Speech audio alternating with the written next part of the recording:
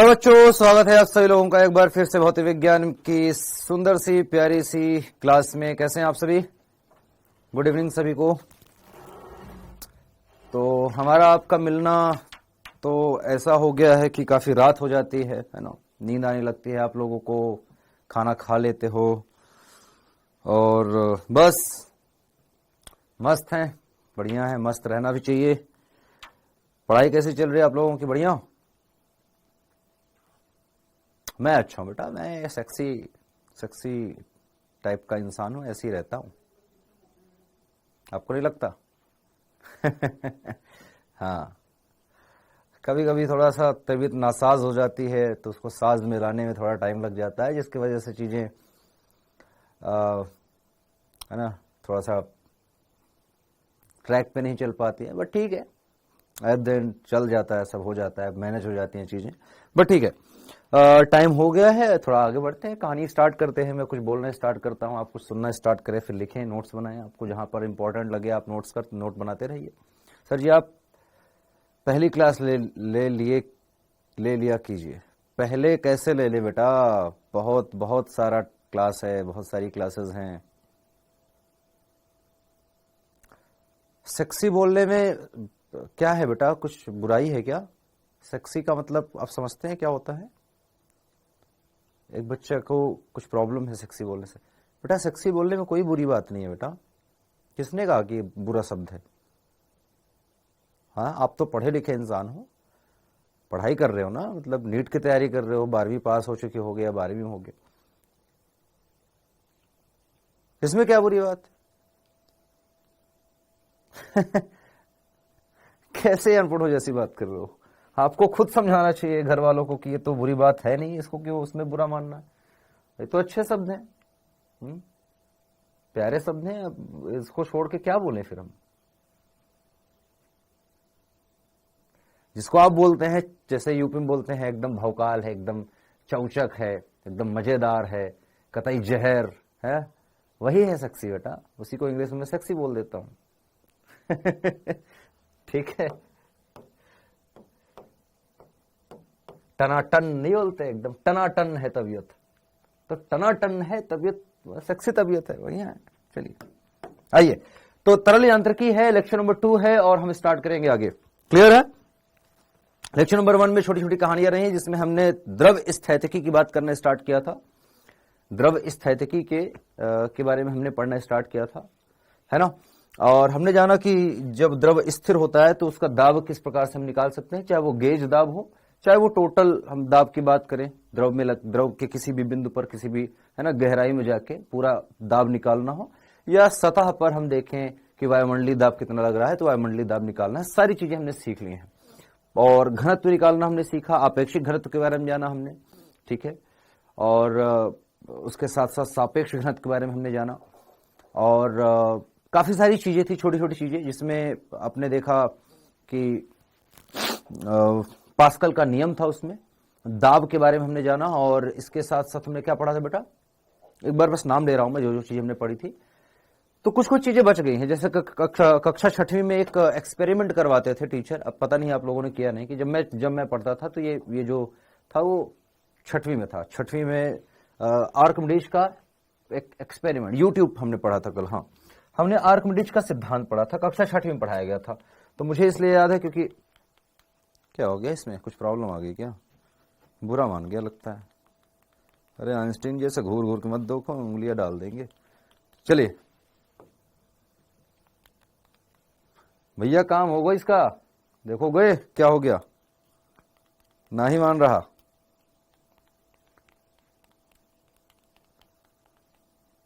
ले, इसका तो हो गया, अब मुझे ऐसे ही करना पड़ेगा। तो आइंस्टीन जी गुस्सा मत करिए, हम आगे चलते हैं। ये तो बात में ये कह रहा था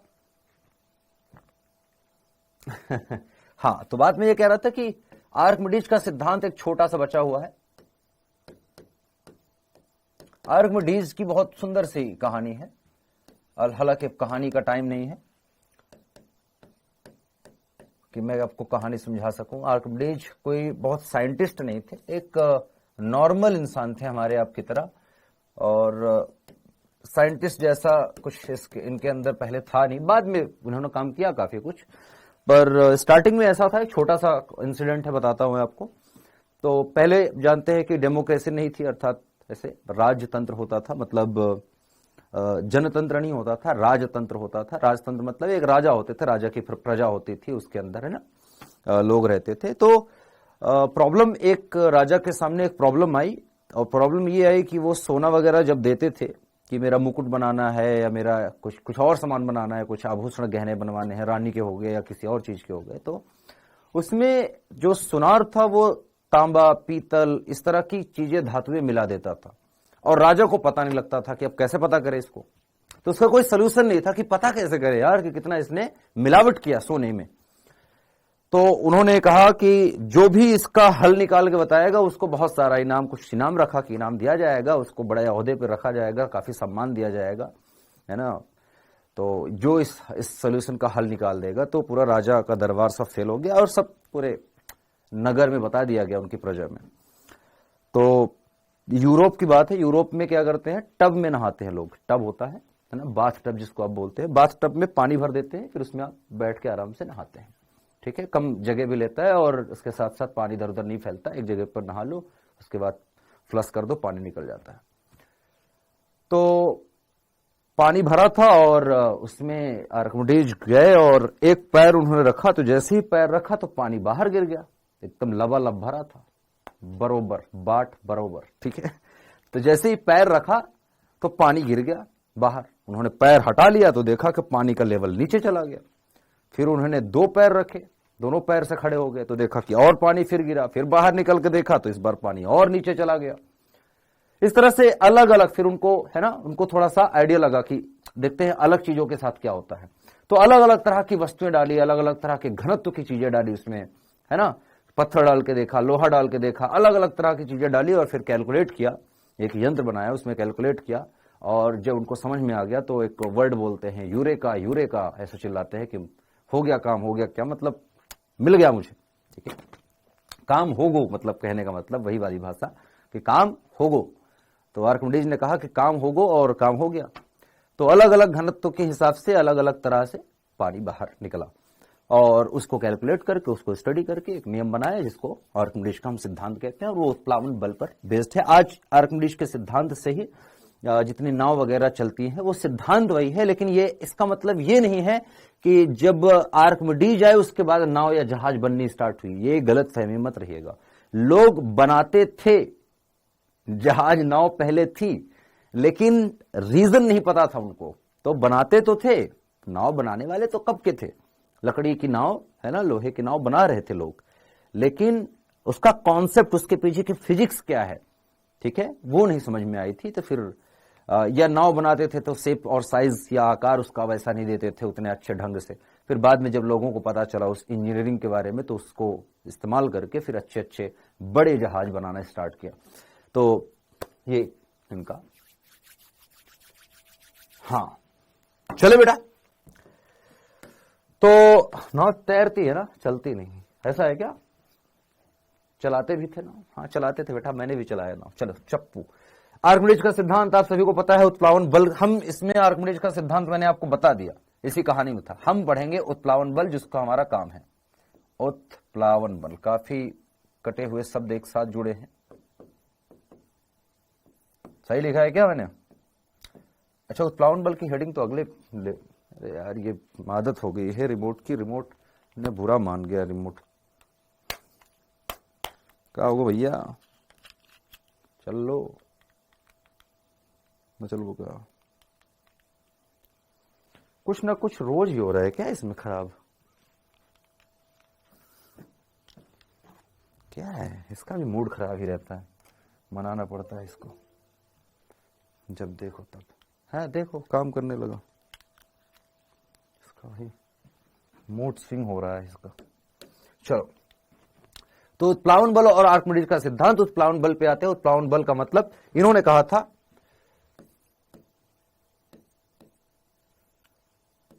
उत्प्लावन बल क्या है बेटा, कि जब भी कोई वस्तु आंशिक रूप से या पूर्ण रूप से द्रव में डुबोई जाती है, आंशिक रूप से या द्रव, कोई भी द्रव में आंशिक रूप से या पूर्ण रूप से जब डुबोई जाती है, तो वस्तु जो है जितना पानी हटाता है उसका जो भार होता है ना, उतना ही बल लगता है। तो वस्तु द्वारा हटाए गए द्रव के भार के बराबर, हटाए गए वस्तु द्वारा हटाए गए, ये शब्द बहुत इंपॉर्टेंट, बहुत कंफ्यूजिंग है ये, ठीक है। वस्तु द्वारा हटाए गए द्रव के भार के बराबर लगने वाले बल को, लगने वाले बाल को नहीं, बल को उत्प्लावन बल कहते हैं। अब लिख लेना, कहते हैं, बहते हैं, ठीक है। अच्छा, तो इसका मतलब कि जरूरी है कि द्रव कितना हट रहा है उस पर, ठीक है। वस्तु कितना भारी है, वस्तु कितना हल्का है, उस पर फर्क नहीं पड़ता। वस्तु ने कितना द्रव हटाया और जितना द्रव हटा उसका भार कितना है। तो लेट्स से कि हम मान लेते हैं कि एक कंटेनर है हमारे पास इस प्रकार से, स्विमिंग पूल मान लो, बाथटब मान लो, जो मानना हो वो मान लो आप। इसमें प्यारा प्यारा ऐसे द्रव भरा हुआ है, ठीक, भर गया, सबको पता है ना, भर गया, ठीक है। इसमें हमने एक गुटका डाला है, एक गुटका इसमें लकड़ी का ऐसा डाल दिया, या इसका क्यूब डाल दिया, ऐसा समझो, डाल दिया। तो इस पर अगर मैं बात करूं, मान लो इसका घनत्व रो है, तो इस पर जो लगेगा बेटा, जो बल लगेगा, उत्प्लावन बल लगेगा, वो कितना लगेगा बेटा? उत्प्लावन बल कहां से लगेगा? अब ये इसमें रखा जाएगा तो ये अपने बराबर द्रव को हटाएगा, लेवल बढ़ जाएगा, है ना। अगर ये लबालब भरा होता तो पानी बाहर गिर जाता, सिंपल सी चीज है। तो कुल मिला के, अच्छा, जो पानी गिर रहा है उसको नाप भी सकते हैं, कितना गिर रहा है, उसमें लेवल होता है। एक बीकर आता है, बीकर में जो है नामांकित होता है, वो उसमें स्केल बना होता है, उसमें पता चल जाता है कितने ml गिरा है, तो उसका पृष्ठीय क्षेत्रफल इतना है, इतने ml आया है, इतनी लंबाई है, इतनी चौड़ाई है, तो आयतन के हिसाब से निकाल के बता देते थे कितना भार है इसका, ठीक है। घनत्व भी निकाल सकते हैं उससे, जो आर्किमिडीज का सिद्धांत है। फिलहाल हम बात कर रहे हैं उत्प्लावन बल की। तो जो उत्प्लावन बल इस पे लगेगा, नीचे की तरफ लग रहा है बेटा mg। हमारे इस mg से इसका मतलब नहीं है, हमने कहा कि हटाए गए द्रव का भार, द्रव का भार कैसे लिखेंगे? द्रव का भार ऐसे लिख सकते हैं। द्रव का घनत्व हमें पता है ना, तो द्रव का द्रव्यमान लिखो। द्रव का द्रव्यमान मान लेता हूं कि हटाया गया जो द्रव है, इधर अगल बगल से जो द्रव हटा है, उसका द्रव्यमान हम मान लेते हैं कैपिटल M है। तो M को हम क्या लिख सकते हैं बेटा? घनत्व के रूप में हम जानते हैं आता है M divide by V। V किसका होगा? V तो इसका ही होगा बेटा। आयतन किसका काम करेगा? आयतन तो वस्तु का काम करेगा। मान लो कि वस्तु का आयतन V है, ठीक है। तो ठीक है, M लिखते हैं। M बराबर क्या हो जाएगा? रो V के। और इसमें अगर मैं G का गुणा कर दूं तो भार हो जाएगा। तो mg बराबर हो जाता है रो V G के। यही है उत्प्लावन बल, और ये उत्प्लावन बल इस mg के विपरीत लगेगा ऊपर की तरफ, रो V G उत्प्लावन बल। इसको थ्रस्ट भी बोलते हैं, ट्रस्ट नहीं, थ्रस्ट, ठीक है। मास पे डिपेंड इसके नहीं, वस्तु के मास अलग है, वस्तु का मास हमने स्मॉल m लिया है, हटाए गए द्रव का मास हमने लिया है कैपिटल M, याद रखिएगा, ठीक है। तो याद रखिएगा कि आयतन तो वस्तु का ही है, लेकिन जो भार है वो द्रव का भार लेंगे जितना द्रव हटा है, ठीक। चलिए, मुझसे रोज रोज टेस्ट का ये पूछना बंद कर दो बेटा। आप अपने जो है चीजों को लेकर अगर सीरियस नहीं है, अपने एग्जाम को लेके, अपने सपने को लेके, तो ये सब मत दिखाओ मुझे, ठीक है। उजाला 4 बूंदों वाला बेटा ये बंद कर दो, ठीक है ना। वो आता था ना ऐड पहले, उजाला 4 बूंदों वाला, आहा, वैसा हो जाएगा फिर मामला आपका, 4 बूंदों वाला, ठीक है, मत करिए। अच्छा, आर्किमिडीज का सिद्धांत मैंने आपको बताया, बेसिक सी चीजें थी। अब मैं कुछ आपको एक स्लाइड दिखा देता हूं। स्लाइड में जो भी लिखा है कहानी है, इसको एक बार देखिए, आप फटाफट से पढ़ लीजिए। वहां दिखाया रखा है कि F1 F2 कैसे लग रहा है, टोटल फोर्स आप देखेंगे। अच्छा, इसी उत्प्लावन बल के कारण मैं कुछ बोल रहा हूं, इसको आप पढ़ते रहिए तब तक। तो इसी बल के कारण अगर मैं बात करूं तो जो वस्तु है उसका भार जो है आपेक्षिक भार आप देखते हैं कि हल्का पड़ जाता है। कोई भी वस्तु को आप, जैसे मान लो कि आपके पास एक पत्थर है 10 किलोग्राम का है, उसको उठाने में थोड़ी सी मेहनत लग रही है, लेकिन उसी पत्थर को आप पानी में लेके चले जाइए और बहुत आराम से आप उसको मूव कर सकते हैं एक जगह से दूसरे जगह तक। उसको उठा के रखने में भी इतना आपको बल नहीं लगाना पड़ेगा। अगर आप पानी में डूबा है वो पत्थर, ऐसा नहीं कि पानी में बस टच कर रहा है, पानी में डूबा हुआ हो, इसको एक जगह से दूसरी जगह ले जा रहा है तो आपको इतनी मेहनत नहीं करनी पड़ती है, या कोई भी वस्तु हो, ठीक है। तो पानी में जाके उसका भार आपको कम समझ में आता है, आभासी भार जो होता है वो कम लगता है। रीजन क्या है? उत्प्लावन बल, क्योंकि जो द्रव है वो भी एक बल लगाता है वस्तु पर ऊपर की तरफ, जिसको उत्प्लावन बल कहते हैं, और उस वजह से जो नेट भार है या टोटल फोर्स है उस पर, वो हमको हल्का समझ में आता है। अब इसमें क्या क्या लिखा है देख लो। उत्प्लावन बल क्या है? ये है। आर्किमिडीज का सिद्धांत क्या है? ये है ना, हटाए गए द्रव के भार के बराबर। सबसे इंपॉर्टेंट है हटाए गए द्रव के भार के बराबर, ये सबसे इंपॉर्टेंट लाइन है। मैंने आपको पहले भी कहा था, ये याद रखिएगा। बाकी छोटी छोटी चीजें हैं, इसको देख लीजिएगा, ठीक है। यहां पर तरल का घनत्व रो माना है, इसलिए यहां सॉरी सिग्मा माना है, हमने रो माना था, तो बस फॉर्मूले में उतना ही अंतर है, बाकी सब चीज सेम, ठीक। ये आप ए और एल क्या है बेटा? ए और एल आयतन है। ए क्या है? पृष्ठ क्षेत्रफल, और एल क्या है बेटा? आयतन है, लंबाई है। तो टोटल आयतन अगर लिखना है तो आप क्या लिखेंगे? क्षेत्रफल गुणे लंबाई, कितना हो जाता है? आयतन आ जाता है, मीटर क्यूब जिसको आप बोलते हैं। अच्छा, यहां पर ये टोटल बूढ़ा है तो पूरा लिख लेंगे। जैसे मान लो ये आंशिक डूबा होता, जैसे मेरे में एग्जाम्पल, मैं एक एग्जाम्पल लू, मान लो कि एक एग्जाम्पल ये है कि ऐसे ऐसे है, और जो द्रव है इसको, ये पानी है, इसमें ऐसा डूबा है कि ये आधा ही है बेटा, आधा डूबा है, आधा ऐसे तैर रहा है ऊपर। ये क्यूब है, क्यूब मतलब लकड़ी का एक घनाकार टुकड़ा है, जिसका पृष्ठीय क्षेत्रफल हम मान लेते हैं, पृष्ठीय क्षेत्रफल ए है, टोटल लंबाई एल है, टोटल लंबाई है, लेकिन छोटी लंबाई मान लेते हैं एच है अगर, ठीक है। जितना डूबा है, तो जितना डूबा है उतने का ही आयतन लेंगे, इतना ही आयतन लेंगे हम, ठीक है, पूरा नहीं लेंगे। तो टोटल अगर मुझे लिखना है, और अगर इसका घनत्व जो है द्रव का रो है, तो आप सिंपल सा लिखेंगे रो वी और जी, ठीक है। बल आप लिखेंगे उत्प्लावन बल, एफ उत्प्लावन लिख रहे हैं तो, अच्छा प्लावन की शर्तें आ गई, मैं एग्जांपल दे रहा हूं। तो एफ उत्प्लावन आप जब देखेंगे तो यह आ जाएगा रो वी क्या है बेटा? वी है हमारे पास क्षेत्रफल और गुणे जितना डूबा है, अर्थात ए इंटू एच, और इंटू क्या आ जाएगा बेटा? जी हो जाएगा। तो बेसिक सी चीजें हैं, है वही, बस वॉल्यूम का आपको ध्यान रखना है कि पूरा डूबा है, थोड़ा सा आंशिक डूबा है या पूरा डूबा है, उस पर आपको ध्यान रखना है बस, ठीक है ना। मेरी बात समझ में आई? पूरा नहीं डूबा है ना, पूरा आयतन नहीं डूबा है, जितना आयतन डूबा है उतने ही लेंगे, ठीक है। समझ में आ रही बात? ठीक है। तो ऐसे क्वेश्चन अभी आगे हैं, वो लगाएंगे, पहले कुछ कुछ कॉन्सेप्ट। अच्छा, तरल स्थितिकी में ये लास्ट टॉपिक है, इसके बाद हम तरल गतिकी पढ़ना स्टार्ट कर देंगे, ठीक है, जब तरल मूव करना स्टार्ट कर देगा। अब प्लवन की शर्तें क्या है? प्लवन की शर्तें क्या है? चलो आइए देखते हैं प्लवन की शर्तें क्या है। एक मिनट, अच्छा इसको हमने दिखा दिया था आपको, यहां पर लिखा भी है, वस्तु का तरल में डूबा हुआ आयतन है सिर्फ एल, ठीक है, तो डूबा हुआ आयतन है,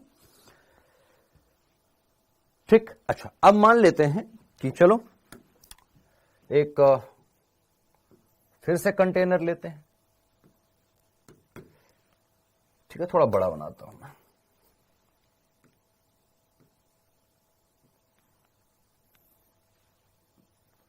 इसमें 3 एग्जाम्पल एक साथ ही ले रहा हूं मैं, तो आप लोग बस समझ लीजिएगा, ठीक। चलिए, पानी का लेवल ये है कुछ, इसमें एक वस्तु है जो यहां डूबी हुई है, सेम ही वस्तु है, बस एक बार ऐसा मानो कि यहां डूबी है, और इसका वस्तु का घनत्व सिग्मा है। जो द्रव है द्रव का घनत्व कुछ और है, याद रखिएगा। द्रव का हम सिग्मा रो मानेंगे, ठीक है। उसमें वहां पर किताब में कुछ अलग ही मान रखा है, जो कि मुझे पसंद नहीं आया, ठीक है। इसका रो है, जो वस्तु है, वस्तु का भी तो कुछ घनत्व होता है, तो वस्तु का जो घनत्व है बेटा, वस्तु का जो घनत्व है वो क्या है? वस्तु का घनत्व हमने सिग्मा मान रखा है। हम देख सकते हैं कि ये वस्तु पूरी की पूरी डूबी है, ठीक है। चित्र नंबर ए, ठीक है। चित्र नंबर बी है कि यह आंशिक रूप से डूबी है और तैर रही है, या डूबी हुई तैर रही है, मैं ये कह रहा हूं, ठीक है। वही वस्तु है, बस डूबी हुई है लेकिन तैर रही है। अरे रुक जा, डूबी हुई है और तैर रही है। तो आपने बहुत सारी वस्तुएं देखे होंगी जो बहुत नीचे ऐसे जाके नहीं बैठ जाती, डूबी हुई तैरती रहती है। ये बहुत ही डूबी है, डूबी हुई तैर रही है। तो एक हमने एग्जांपल ले रखा है, इसको ऊपर रखना है मुझे, डूबी हुई तैर रही है, पहला एग्जाम्पल हो गया। और एक वस्तु ये है, इसका भी बस सिग्मा ही मान लेते हैं, और ये ऊपर पूरी तैर रही है। और एक वस्तु है जो नीचे डूब गई पूरी, ठीक है, इसका भी सिग्मा ही है। ये बी पार्ट है, मान लो, चलो इसको बी मान लेते हैं, इसको ए मान लेते हैं, और इसको सी मान लेते हैं। ये जाके एकदम नीचे ही रख दीजिए, मान लो लोहे वगैरह है कुछ ऐसा। कंडीशन क्या है बेटा, यदि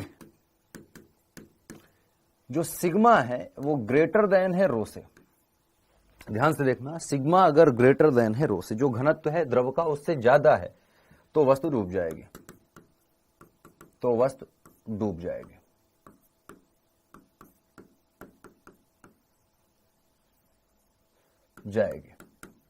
और ये काफी ज्यादा है, याद रखिएगा, मच मच ग्रेटर देन वाला है, काफी ज्यादा है, ठीक है।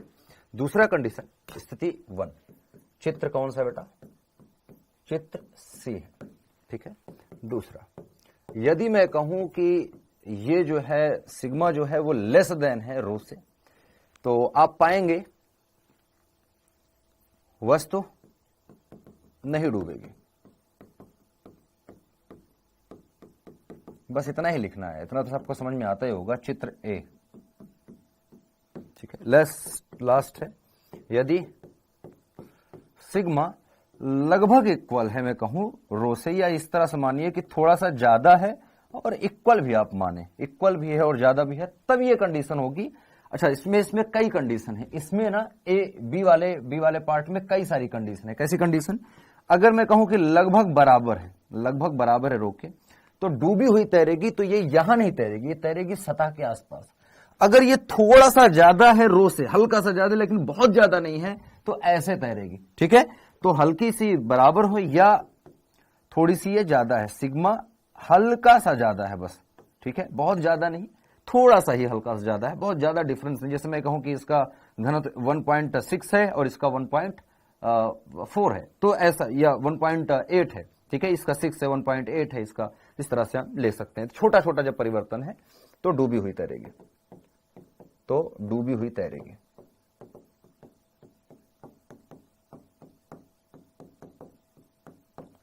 चित्र आप देख सकते हैं बी, चित्र बी, ठीक है, चित्र बी।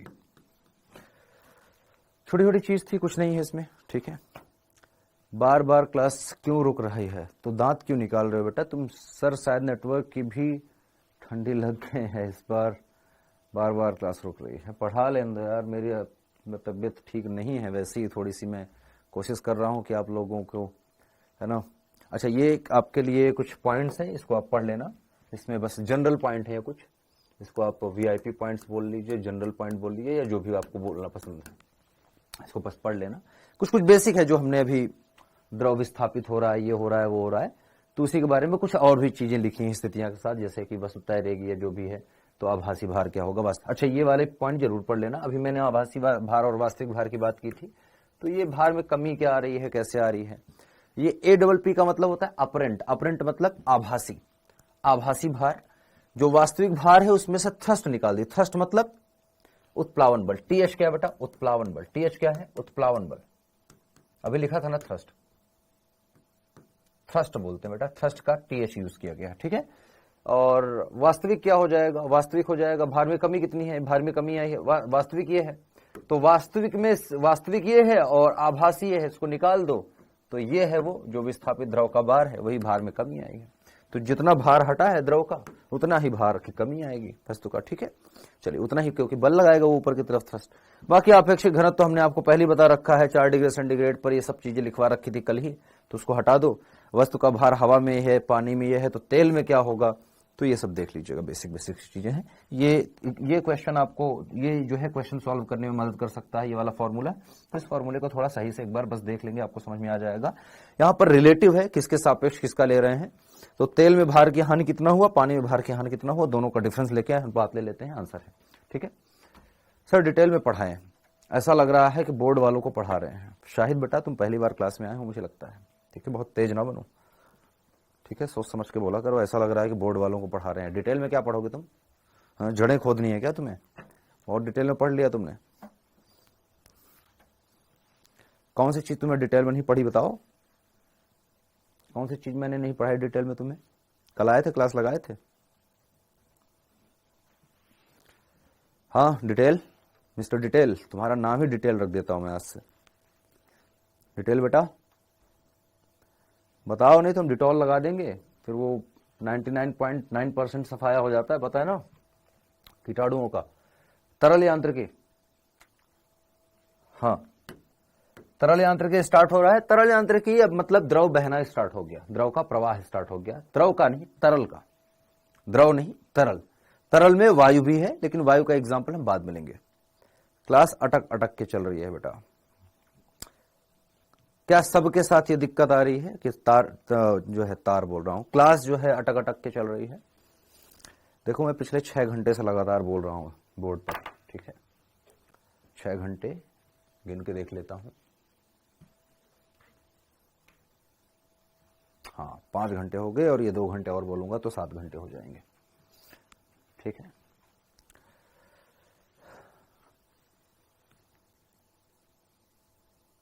ठीक चल रही है, बच्चे बोल रहे हैं। देखो आप खुद देखिए ना, बहुत सारे बच्चे कमेंट कर रहे हैं कि ठीक चल रही है। नेटवर्क अपना चेक करो बेटा एक बार, है ना, एक बार नेटवर्क चेक करिए आप अपना, देख लीजिए कि नेटवर्क में दिक्कत है कि एक बार या तो क्लास बंद करके फिर से चालू कर लो, या ऐप को एक बार बंद करके फिर से स्टार्ट कर लो, मे बी उसकी वजह से दिक्कत हो कुछ, है ना, प्रोसेसर की दिक्कत आ रही हो मोबाइल के। बैकग्राउंड में देख लो मोबाइल में कुछ चल रहा है तो उसको बंद कर दो, कोई ऐप खुला हो तो। अब ऐसा है कि तुमने क्लास के साथ साथ इंस्टाग्राम या यूट्यूब खोल रखा है तो फिर तो दिक्कत आएगी ना बेटा, तो बंद कर दीजिए अगर ऐसा है तो। मुझे नहीं पता है कि ऐसा है, अगर ऐसा है तो बंद कर दीजिए। अच्छा मैं कह रहा हूं कि अब तरल बहने लगा, अब हम बहते हुए गुणों का अरे लिखता कुछ हूं बोलता कुछ हूं, बहते हुए तरल का गुण पढ़ेंगे बेटा, ठीक है। ये इसमें हम इस पार्ट में बहते हुए तरल का गुण पढ़ने वाले हैं। अब तरल जब बहेगा तो तरल के बहने के कुछ प्रकार हैं। तरल कहां बहेगा बेटा? तरल जो है नदी में भी बह सकता है और पाइप में भी बह सकता है, नाली में नहीं बोलना था वहां भी बहता है, बट ठीक है। तो तरल पहला तो आप खुला प्रवाह जो हो सकता है, जो है ना मुक्त प्रवाह जिसको आप बोलते हैं वैसा है, या आप बोल सकते हैं कि संपीड्य प्रवाह है। मुक्त प्रवाह मतलब खुद ब खुद ऐसे बह रहा है, उसमें कोई प्रेशर नहीं है, कोई जबरदस्ती उसमें नहीं भेज रहा है पानी की, है ना, मोटर नहीं लगी है, पंप नहीं लगा है कि उसको पुश कर रहा है। एक तो है कि पानी खुद ब खुद बस बह रहा है नॉर्मल, ठीक है, जैसे नदी का प्रवाह आप बोल लीजिए, उसमें कोई धक्का नहीं दे रहा है, नॉर्मल बह रहा है बस, शांत प्रवाह, ठीक है। एक प्रवाह है कि उसमें जैसे आपने मोटर चला दी, पाइप लगा दिया है, तो पाइप में जब पानी बह रहा है, पानी का एग्जाम्पल लो समझ में आएगा, क्योंकि पानी ही है जो आपने देखा है बहते हुए पाइप में, ठीक है। तेल है या तो तेल का एग्जाम्पल ले लीजिए। तो प्रवाह जब जो है फोर्स के साथ आ रहा है, या संपीड्य जिसको बोलते हैं, ठीक है, जिस पर प्रेशर लग रहा है, तो वो प्रवाह में अंतर आ जाता है। अच्छा, तरल का एक गुण है यहां पर, तरल में भी अभी हम एक शब्द इस्तेमाल करेंगे, श्यानता का इस्तेमाल करना स्टार्ट करेंगे, तो हम चलो उसको तब जब स्टार्ट करेंगे तब। फिलहाल तरल का बहने का प्रकार, तो बहाव के प्रकार है कुछ, मैं बस छोटा छोटा एकदम बेसिक चीज बताऊंगा, बहुत ज्यादा अंदर इसमें नहीं जाना है आपको।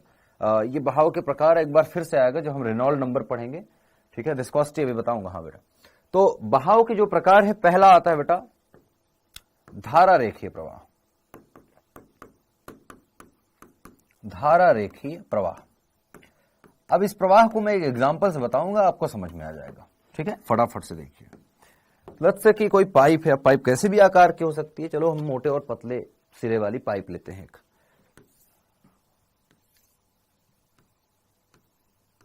और हाइट वाइट भी ले लो, कोई दिक्कत नहीं है, ठीक है, कोई दिक्कत तो नहीं है। यह अनुप्रस्थ काट क्षेत्रफल इसका इधर का अलग है, मान लेते हैं A1 है, यहां पर अनुप्रस्थ काट क्षेत्रफल पतला है थोड़ा सा, यहां पर मान लेते हैं A2 है। लेट्स से कि इसमें एक द्रव प्रवाहित हो रहा है बेटा, द्रव प्रवाहित हो रहा है, और इस प्रकार से इधर से अंदर की तरफ और इधर से बाहर की तरफ द्रव निकल रहा है, ठीक, ये डायरेक्शन हमने ले ली फ्लो की। इसमें हम 2-3 पॉइंट ले लेते हैं, जैसे कि कोई एक पॉइंट है, पर्टिकुलर पॉइंट पे चले जाते हैं। मान लो कि ये पॉइंट है, पॉइंट P है, ये पॉइंट Q है, ये पॉइंट यहां ले लो, कहीं भी ले लो, आर ले लो, और भी पॉइंट आप ले सकते हैं। तो धारा रेखीय प्रवाह का मतलब है, धारा रेखीय प्रवाह का मतलब है बेटा पी पॉइंट पर लेट्स से कि द्रव की जो द्रव का वेग है वो इस दिशा में है, और ये मान लेते हैं v1 है। यहां पर जो वेग है मान लेते हैं v2 है, यहां पर जो वेग है वो मान लेते हैं v3 है। अब आप अगर इस पूरे प्रवाह में देखें तो ऐसा नहीं कि एक सेकंड के लिए, एक बार के लिए v1 था।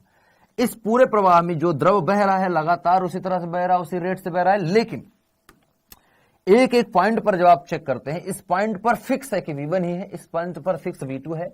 द्रव लगातार बह रहा है, ऐसा नहीं कि बस एक बार बह गया, एक किसी पॉइंट पर या एक किसी समय पर v1 था फिर बाद में चेंज हो रहा है, नहीं, चेंज नहीं हो रहा है।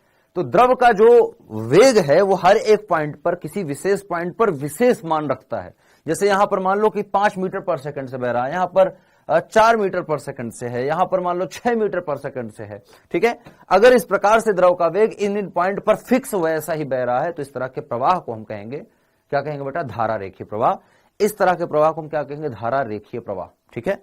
यहां पर आप देखेंगे पाएंगे बेटा कि आप जो द्रव है, द्रव का अलग अलग बिंदुओं पर वेग तो अलग अलग है, लेकिन एक ही बिंदु पर एक ही वेग है, ठीक है। ऐसा नहीं है कि अभी मैं देख रहा हूं कि स्टॉप वॉच स्टार्ट किया, मान लो 0.0 सेकंड पर कुछ वेग था, मान लो 5 मीटर पर सेकंड, फिर 0.02 सेकंड पर कुछ बदल के ये कुछ और हो जाएगा, तो ऐसा नहीं, ये 5 मीटर पर सेकंड ही है। पानी आ रहा है, पानी जा रहा है, पानी कोई भी द्रव हो, तरल हो, आ रहा है जा रहा है, लेकिन इस पॉइंट पर फिक्स है, ठीक। तो ये धारा रेखीय प्रवाह है। चलिए जी, दूसरा है पटलित प्रवाह,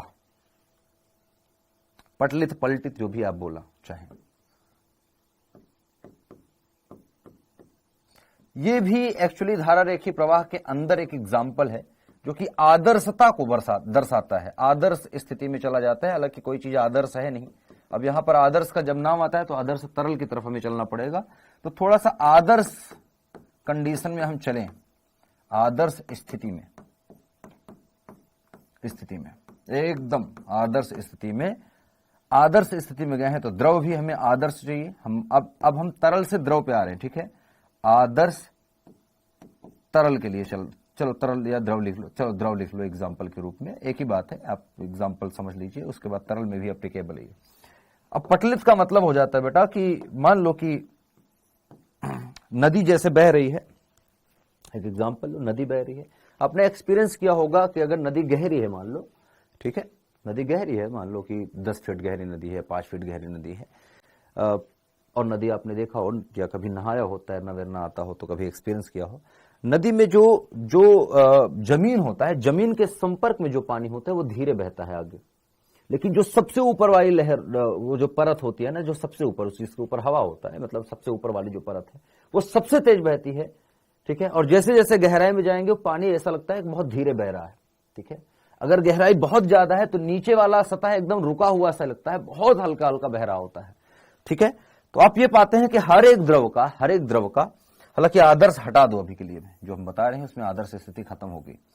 तो हर एक द्रव का अगर देखें तो हर एक द्रव की परतों के भी, हर एक द्रव को हम मान सकते हैं, अगर इतना मोटा द्रव है तो उसको पतले पतले पतले पतले पतले पतले कई सारी परतों में हम उसको विभाजित मान सकते हैं, और हर एक परत को आप पाएंगे कि हर एक परत अलग अलग वेग से चल रहा है, ठीक है, पटलित प्रवाह। लेकिन कंडीशन ये है कि ये सारी परतें एक दूसरे में मिक्स नहीं हो रही है बेटा, ये सारी परतें एक दूसरे में मिक्स नहीं हो रही हैं, ठीक है। ये परतें आपस में मिक्स नहीं हो रही हैं, इस तरह की परतें हैं कई सारी, और मैं थोड़ा थोड़ा बढ़ाता चला जा रहा हूं इसका मतलब कि ऊपर वाले थोड़े तेज चल रहे हैं, जो दिखाने का एक तरीका। अब ये मोटा पतला बन गया, आप समझ जाइएगा। मान लो कि ये चल रहा है V1 से परत, ये परत चल रही है दूसरे V2 से, ये चल रही है V3 से, ये चल रही है V4 से, ये चल रही है V5 से। लेकिन शर्त ये है कि ये परतें आपस में, मतलब ये दो परतें आपस में मिक्स नहीं हो रही। ये पानी अपने ही लाइन में चल रहे हैं, यहाँ के जितने भी कण हैं वो एक दूसरे के पीछे लगे पड़े हैं। ये ऊपर नीचे नहीं हो रहे कि यहाँ वाला पानी का बूंद या कण ऊपर जा रहा है या इसमें मिक्स हो रहा है, ऐसा नहीं हो रहा है, ना ऊपर वाला नीचे आ रहा है। तो सब अपने अपने रेखा में लगे हुए हैं, ठीक है। ये धारा रेखीय प्रवाह का एक सुंदर एग्जाम्पल है। सब अपने अपने रेखा में है, लेकिन सबका अगर वेलोसिटी की बात करें तो जैसे आप बात करेंगे V5 की सबसे ज्यादा है, V4 की उससे कम है, ठीक है।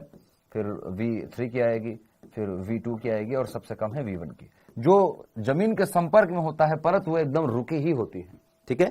तो हम यहां पर देखते हैं कि ये मिक्स नहीं हो रहे, बस बह रहे हैं प्यार से, ठीक है। धारा रेखी प्रवाह का एक एग्जाम है पटलित, ठीक है। नेक्स्ट चलते हैं। जो वैसे प्रवाह दो ही तरीके के हैं, धारा रेखी प्रवाह और विक्षुब्ध प्रवाह।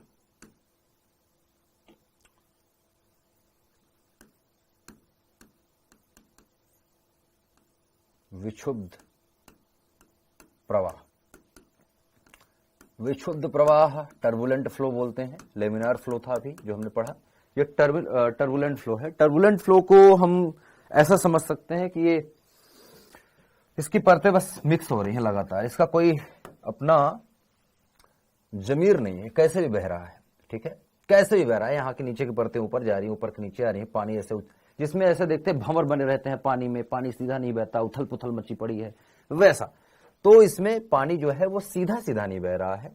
पानी की जो रेखाएं हैं वो आप देखेंगे, जैसे मैं बात करूं कि मान लो जैसे अवरोध आ गया बीच में, मान लो कि एक पानी बह रहा है और यहां पर मान लो एक पत्थर है रखा है, एक पत्थर रखा है, तो पानी देखेंगे आप, पानी जाएगा इधर की तरफ मुड़ जाएगा, ऐसे ऐसे ऐसे घूमता हुआ दिखेगा, पानी ऐसे मुड़ जाता है, ठीक है, ऐसे ऐसे मुड़ता हुआ आपको दिख जाता है, ऐसे मुड़ा हुआ होता है। तो ये इसके ऊपर से पानी कूद रहा है, दोनों तरफ से ऐसे कर रहा है, ठीक है। तो पानी मुड़ते रहते हैं, ये कोई ऑब्स्टेकल है, ऑब्स्टेकल मतलब बीच में कोई अवरोध आ गया है। तो पानी का जो प्रवाह है वो ऊट पटांग का है, ठीक है, किसी भी तरीके से बह रहा है। और ये तब होता है जब पानी काफी तेज बह रहा हो और जो प्रवाह का मान क्रांतिक वेग से ज्यादा हो। अब क्रांतिक वेग मैं शब्द इस्तेमाल नहीं करना चाहता था क्योंकि अभी क्रांतिक वेग हमने पढ़ाया नहीं है आपको, श्यानता अभी पढ़े नहीं है आप, तो श्यानता और आदर्श दबाव को अभी हम थोड़ा सा दूर रखेंगे, आगे चलते हैं। अब श्यानता आएगा ही, हालांकि सातत्य समीकरण, सातत्य समीकरण का सबसे बेस्ट एग्जांपल है नल। आपने देखा हो, नल देखा है आपने सबने, हैंडपंप नल, या घर में भी अगर वो टोटी वाला पानी आता है टैप, उसको देखा हो। क्या देखा आपने? आपने देखा, प्यार से देखो, ऐसे देखोगे,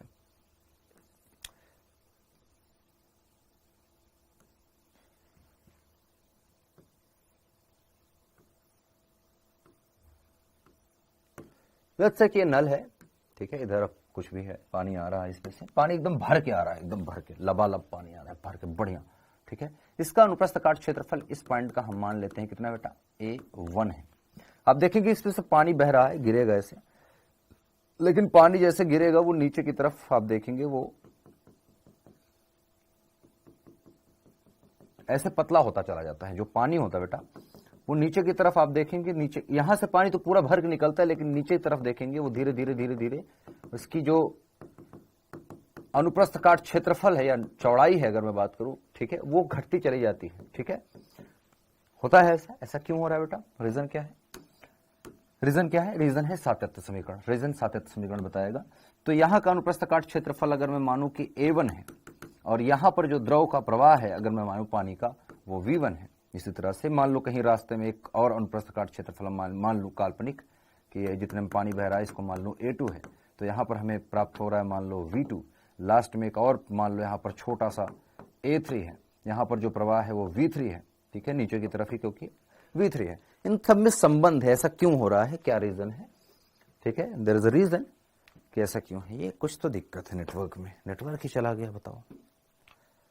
अरे भाई साहब आज क्या हो रहा है, ये क्लास दिलवाओगे करवाओगे कि नहीं आज? भाई साहब आनंद,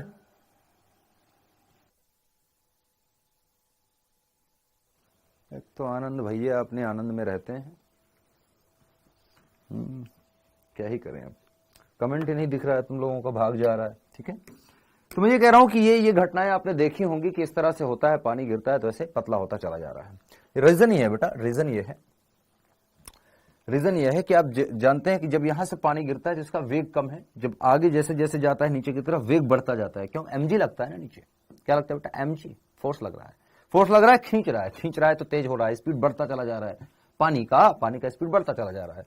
अगर बहुत दूर अगर बाल्टी रखी हो, या मैं कहूं कि मान लो कि इसको फर्स्ट मंजिल पर नल लगा है और नीचे आप खड़े होकर देख रहे हैं एक फ्लोर की ऊंचाई से, ठीक है, ऊंचाई से पानी गिर रहा है, तो आप देखिए कि बहुत ही पतला हो जाता है पानी, गिरते गिरते एकदम पतला हो जाएगा। अच्छा, ऐसा क्यों हो रहा है? तो इसका रीजन बताया हमारे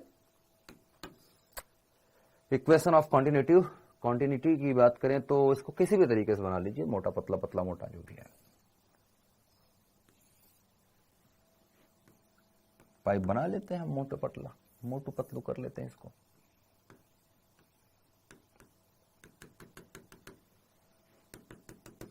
चलिए भाई साहब, A1 कर लेते हैं, A2 कर लेते हैं। यहां पर प्रवाह को हम मान लेते हैं V1 है, यहां पर लेट्स से कि V2 है। सेम है वैसे तो, इसी से हमारा काम चल जाता है, बट एक और बना लिया हमने, ठीक है, एक एग्जांपल के लिए, क्योंकि आपके एग्जाम में ऐसी पाइप आएगी, नल नहीं आएगा। तो कहा यह गया कि दो तीन चीजें यहां पर, जो अंदर जाने वाला मास है, मास मतलब द्रव, द्रव द्रव मान रहा हूं मैं, किसमें द्रव बह रहा है, तो जो द्रव्यमान है, जो भी तरल है द्रव्यमान, वो बाहर आने वाले द्रव्यमान के बराबर है, द्रव्यमान के बराबर है। अब इस कंडीशन में दो चीजें हो सकती हैं। हम जानते हैं कि जो द्रव है उसका घनत्व तो चेंज भी हो सकता है, ठीक है, द्रव का घनत्व तो चेंज हो सकता है कुछ कंडीशंस में, ठीक है। कैसे कंडीशन में चेंज हो सकता है बेटा, कि तापमान बदल जाए, है ना, कुछ कुछ चीजें हैं जो इफेक्ट करती हैं, द्रव के घनत्व को चेंज कर सकती है, तरल के घनत्व को प्रभावित करती हैं। लेकिन हम ये मान के चले कि अगर घनत्व एक बराबर हो हर जगह का, यहाँ का पानी जो बह रहा है, पानी का घनत्व अगर मान के चलूं, यहाँ भी रो है, यहाँ भी जो घनत्व है उसका भी मान लें कि रो है, तो रो अगर चेंज ना हो, ठीक है, तो जो अंदर जो जाने वाला द्रव्यमान है द्रव का, जो बाहर आने वाला होगा सेम होगा, ठीक है। ये कहा गया सातत्य समीकरण में। तो इसको क्या कहेंगे, अंदर जाने वाले को क्या कहेंगे बेटा, प्रवेश करने, हिंदी शब्द में क्या बोलेंगे,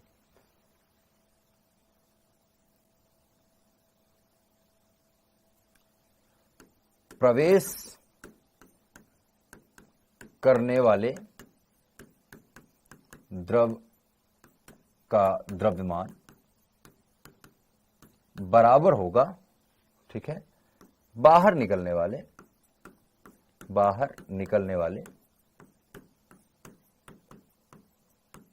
द्रव के द्रव्यमान के। सिंपल सी चीज, ये इक्वेशन लिखे, ठीक है।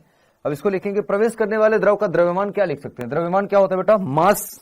क्या लिखेंगे बेटा, मास को हम लिखेंगे घनत्व के रूप में। घनत्व क्या होता है बेटा, घनत्व होता है, मास होता है। घनत्व को अगर देखें तो m/v होता है, v को हम इसके साथ गुणा करते तो मास आ जाता है, तो हो जाता है m × v, ठीक है, सॉरी रो × v। v क्या है, आयतन है बेटा, आयतन तो हमारे पास है नहीं, क्या लिखेंगे बेटा, तो रो तो ठीक है, रो आ गया हमारे पास, और A1 आ जाएगा। चलो अनुप्रस्थ काट क्षेत्रफल A लिख लेते हैं, v को हम क्या लिख सकते हैं, a, और इंटू क्या लिखें, इंटू हम v लिख सकते हैं क्या, बिल्कुल लिख सकते हैं। तो A1 V1 बराबर हो जाता है रो A2 V2, रो से रो कैंसिल हो जाएगा अगर घनत्व सेम है तो हमारे पास आ जाएगा बेटा A1 V1 बराबर हो जाएगा A2 V2 पे। इसको हम देखें तो ये सब नियतांक है, क्योंकि हर जगह बराबर है। कहीं भी एक पॉइंट ले लें, अगर कहीं एक अलग अनुप्रस्थ काट क्षेत्रफल आप मान लें कि ये A3 है और यहां पर अगर V3 से बह रहा है, तो सेम चीज आएगा, बराबर करके आप A3 V3 लिख लेंगे। जितने भी पॉइंट होंगे सबको आप लिख सकते हैं। अगर ऐसा है तो हम यहां पर लिखते हैं कि भैया जो AV है वो नियतांक है। क्या है बेटा, नियतांक है। अब कुछ लोगों को लग रहा होगा कि द्रव्यमान का मात्रक तो नहीं है, करके देखिए आपको द्रव्यमान का ही मात्रक मिलेगा। अच्छा, AV इक्वल्स टू नियतांक मिल गया आपको। AV इक्वल्स टू नियतांक का मतलब है कि जहां पर मोटाई ज्यादा है वहां पर स्पीड कम होनी चाहिए, अगर ऐसा है तो। क्योंकि अगर देखूं मैं तो यहां पर पतला है पाइप और वेग V1 है, यहां पर पतली है और वेग V1 है, इनका जो गुणनफल है, यहां पर मोटा पाइप है, सिरा मोटा है और V2 वेग इनके गुणनफल के बराबर है। अर्थात कि जहां पाइप पतला होगा वहां द्रव ज्यादा तेजी से बहेगा, और जहां पाइप जो है मोटा होगा वहां द्रव की स्पीड कम होगी, ठीक है। अगर कोई प्रेशर नहीं लगाया जा रहा है, बाहर से कोई मोटर लगा के, है ना, प्रेशर नहीं डाला जा रहा है, तो अगर मुक्त रूप से बह रहा है, तो अगर ऐसा है तो अपने आप ऐसा होगा। और नल से जब पानी निकलता है तो जो वेग है वो कम है, ठीक है। तो A1 V1 का गुणनफल बराबर A2 V2 का गुणनफल बराबर A3 V3 का गुणनफल। तो सबसे ज्यादा स्पीड की अगर मैं बात करूं, देखो यहां पर क्या है, यहां पर अगर देखोगे तो क्रम इस तरह से है कि A और V व्युत्क्रमानुपाती है, A व्युत्क्रमानुपाती है V के, सिंपल सी चीज है, ठीक है। या V व्युत्क्रमानुपाती है A के, या इसको आप उल्टा लिख सकते हैं कि V जो है वो व्युत्क्रमानुपाती है A के, ठीक है ना। चलिए, यहां से इसका मतलब ये निकल के आ रहा है, या यहीं से देख लो कि जहां पर हम देख सकते हैं कि A1, इसमें इस एग्जाम्पल की बात कर रहे हैं कि A1 इज लेस देन है A2 के। इसका मतलब जो V1 है वो ग्रेटर देन होगा V2 के। सिंपल सा मतलब निकल रहा है क्योंकि एक दूसरे के विलोमानुपाती हैं। सिमिलरली यहां लिख सकते हैं कि इस एग्जांपल के रूप में अगर मैं देखूं तो A1 जो है वो ग्रेटर देन है बेटा, A1 ग्रेटर देन है A2 से, ग्रेटर देन है A3 से, लेकिन अगर देखें तो V1 लेस देन होगा V2 से और सबसे ज्यादा होगा ग्रेटर बेटा V3। ठीक है, तो ये एक हमें, आज मेरे हाथ से चौथी या पांचवी बार पेन गिरा है। हाँ, तो ये हमें देखने को यहां पर मिल रहा है। तो निर्गत फ्लक्स भी इसको बोल सकते हैं, आपने इंग्लिश में फ्लक्स पढ़ा है ना, फ्लक्स। तो ये फ्लक्स है एक तरह का, ठीक है, निवेशी फ्लक्स और निर्गत फ्लक्स एकदम बराबर हो गए।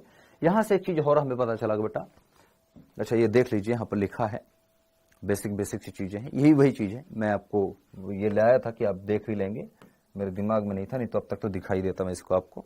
असंपीड्य तरल के लिए मैंने कहा कि या असंपीड्य क्या, आदर्श तरल के लिए। संपीड्य मतलब कोई प्रेशर वगैरह नहीं डाला जा रहा है, जैसे मैंने कहा ना, पंप वगैरह नहीं लगा है, तो बेसिक सी चीज है। ठीक है, तो बेसिक चीज यह है कि आपको द्रव जो है आराम से बहने देना है, कोई ऐसा पंप नहीं लगा है कि आप प्रवाहित करवा रहे हैं। ठीक, तो एवी नियतांक रहेगा। तो हमने जैसे आपको कहा फ्लक्स भी बोल सकते हैं, तो जो आयतन फ्लक्स से प्रवाह की दर है, इस तरह सब सेम चीज dv बटा dt नियतांक होगा। ये आपको थोड़ा सा लिख लेना था, मैंने इसको भी नहीं लिखा था, इसको आप लिख लीजिएगा। dv बटा dt का मतलब है कि एकांक, या मैं कहूं कि आयतन प्रवाह की दर या आयतन फ्लक्स जो है वो नियतांक होती है। ठीक है, आयतन फ्लक्स या प्रवाह की दर dv बटा dt नियतांक होती है। तो कुछ है नहीं इसमें, नियत प्रवाह में किसी समय अंतराल में नली में प्रवेश करने वाला द्रव निकलने वाले द्रव के द्रव्यमान के बराबर होता है। ठीक, चलिए समझ में आ गया ना, इतना तो हो गया।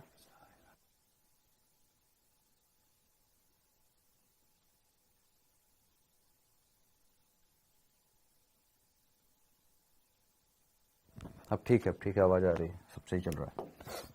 थोड़ी सी बीच में दिक्कत आई थी। चलिए अब बर्नौली के प्रमेय की तरफ चलते हैं। अब बर्नौली के प्रमेय के लिए 2-3 कंडीशन है जो आपको जानना चाहिए। एक तो है कि आपको द्रव के क्वालिटी को थोड़ा सा समझना पड़ेगा। अब द्रव कई तरह के हैं बेटा। अब द्रव जो है वो वास्तविक द्रव जितने भी आप देखेंगे उनमें बर्नौली के प्रमेय इतने आराम से नहीं लग पाएगी। ठीक है, क्योंकि द्रव का घनत्व जो है, घनत्व तो है ही सबका डिफरेंट, घनत्व के साथ साथ सबसे इंपॉर्टेंट चीज द्रव जो है ना, द्रवों के परतों के बीच में भी घर्षण बल लगता है। तो द्रव के परतों के बीच में जो घर्षण बल लगता है उसको हम श्यान बल कहते हैं। जैसे हमने ठोस सतहों के बीच में घर्षण बल देखा, जैसे मैं इस हाथ को इस हाथ पे रख के ऐसे अगर है ना जो है रब कर रहा हूं या फिसला रहा हूं, तो दोनों हाथों के बीच में खुरदुरापन है तो घर्षण बल लगेगा, आपेक्षिक गति होगी एक दूसरे के सापेक्ष, घर्षण बल लगेगा। इसी प्रकार से जैसे कि अभी कुछ देर पहले मैंने कहा था कि एक परत के ऊपर दूसरी परत चल रही है, तो पानी की 2 परतें हों या वायु की 2 परतें हों, किसी भी तरल की 2 परतें हैं, तो आपस में वो क्या करते हैं बेटा, घर्षण बल लगाती हैं। हर 2 परतों के बीच में घर्षण बल लगता है। अब वो घर्षण बल अगर है तो वो द्रव जो है वो श्यान बल कहलाएगा, श्यान जो है द्रव कहलाएगा। श्यान द्रव का मतलब हो गया कि वो आदर्श द्रव नहीं है। आदर्श द्रव यहां पर देखो, आदर्श तरल यहां लिखा है, आदर्श द्रव या तरल की बात की जा रही है, द्रव मैं बार बोल देता हूं। यहां पर बोला गया है तरल असंपीड्य होना चाहिए। असंपीड्य मतलब फोर्सफुली नहीं होना चाहिए कि जबरदस्ती कोई उसको भेज रहा है, ठीक है, या कोई मोटर लगी है। अश्यान होना चाहिए, श्यान नहीं होना चाहिए, मतलब उसके परतों के बीच में घर्षण बल नहीं लगना चाहिए, बहुत आदर्श द्रव होना चाहिए। ठीक है, और जो प्रवाह है वो कांस्टेंट नियत होना चाहिए, अर्थात धारा रेखी प्रवाह होना चाहिए। प्रवाह अघूर्णित, इन दोनों को आप हटा के इन दोनों लाइनों को एक ही चीज लिख सकते हैं कि धारा रेखी प्रवाह होना चाहिए, बस धारा रेखी प्रवाह। ठीक है, तो दोनों का मतलब एक ही निकला कि तरल का प्रवाह नियत हो और तरल प्रवाह अघूर्णित हो। तो नियत प्रवाह हो, धारा रेखी प्रवाह से बह रहा हो, वैसे प्रवाह से बह रहा हो, अश्यान हो और असंपीड्य हो। अगर ऐसा कोई द्रव है तो उस बहते हुए द्रव में जो यांत्रिक ऊर्जा है या उस बहते हुए द्रव की जो यांत्रिक ऊर्जा है वो संरक्षित रहेगी। ऐसा कहा है किसने? मैंने नहीं कहा, इन्होंने कहा, बर्नौली जी ने। तो फिर से आइए वो देखते हैं, चित्र बनाते हैं, क्या कह रहे हैं, समझने का प्रयास करेंगे। हमारा एक ही चित्र है, आप चाहे तो दूसरा चित्र बना लो, ऐसा ही बना लो, ऐसे ही बना सकते हैं, हमें कोई दिक्कत नहीं बेटा। ये लो बदल लेते हैं चित्र में क्या है, ये लो चित्र बदल गया। पाइप मोटी पतली हमने ले ली, ठीक है, बट इसमें लेने का मतलब नहीं है, बढ़िया से लेते हैं। इस चित्र को थोड़ा सा मैं सही से बना लूं, चित्र में ही सब कुछ है, चित्र समझ गए तो फिर काम होगा। इसके बाद ये लास्ट टॉपिक है आज का जो हम पढ़ रहे हैं, इसके बाद हम क्वेश्चन करेंगे, ठीक है।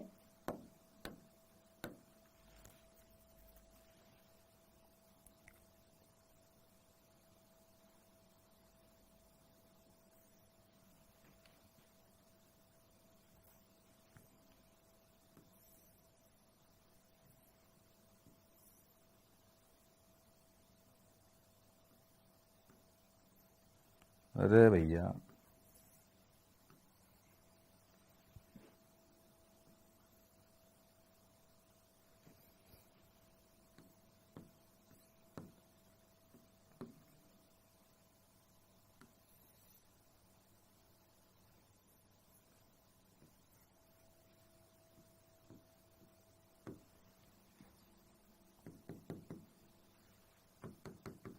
पाइप है, थोड़ी सी हाइट वाइट हमने बना ली जानबूझ के कि हाइट थोड़ा सा ऊपर नीचे हो, ताकि एच का प्रभाव भी हमें दिखे, गुरुत्व का प्रभाव भी हमें देखने को मिले। इसलिए ये जमीन है, सतह है, सतह के ऊपर ऐसे पाइप है, यहां पर हम स्टैंड लगा देते हैं आपके मर्जी के लिए, यहां स्टैंड लगा देते हैं बढ़िया प्यार से, ठीक है, स्टैंड लगा दिया हमने प्यार से, कोई दिक्कत नहीं। यहां भी स्टैंड लगा देते हैं कि पाइप ना गिरे आपकी, चलिए कोई दिक्कत नहीं बेटा, ठीक है। तो हम मान लेते हैं कि इसका अनुप्रस्थ काट क्षेत्रफल A1 है, ठीक है, मान सकते हैं ना, यहां पर V1 वेग से चल रही है ना, पाइप में V1 वेग से जा रहा है, घनत्व जो है पानी का वो रो है, और रो है तो हर जगह रो है, हर जगह रो है। अच्छा, V1 से ना मान के V मान सकते हैं, या जो भी आपको मानना है, V1 V2 मानना है वैसे भी मान सकते हैं, कोई दिक्कत नहीं मुझे। A1 है, यहाँ A2 है, ठीक है, यहां मान लो कि V2 से निकल रहा है पानी बाहर, क्योंकि मोटा पतला है तो धारा रेखीय प्रवाह अगर या कोई भी प्रवाह है तो यहां पर अगर देखें तो वो श्यानता वाला कंडीशन तो लागू होगा ही होगा। बर्नौली के प्रमेय अलग कह रही है, बर्नौली के प्रमेय देखो सातत्य समीकरण V और A के बीच में संबंध बता रहा है कि मास कितना जा रहा है पानी का और मास कितना बाहर आ रहा है, लेकिन उसकी ऊर्जा कितनी है ये नहीं बता रहा है, किस पॉइंट पर ऊर्जा बदल रही है, कैसे ऊर्जा बदल रही है, इसके बारे में कोई इंफॉर्मेशन नहीं दे रहा है सातत्य समीकरण।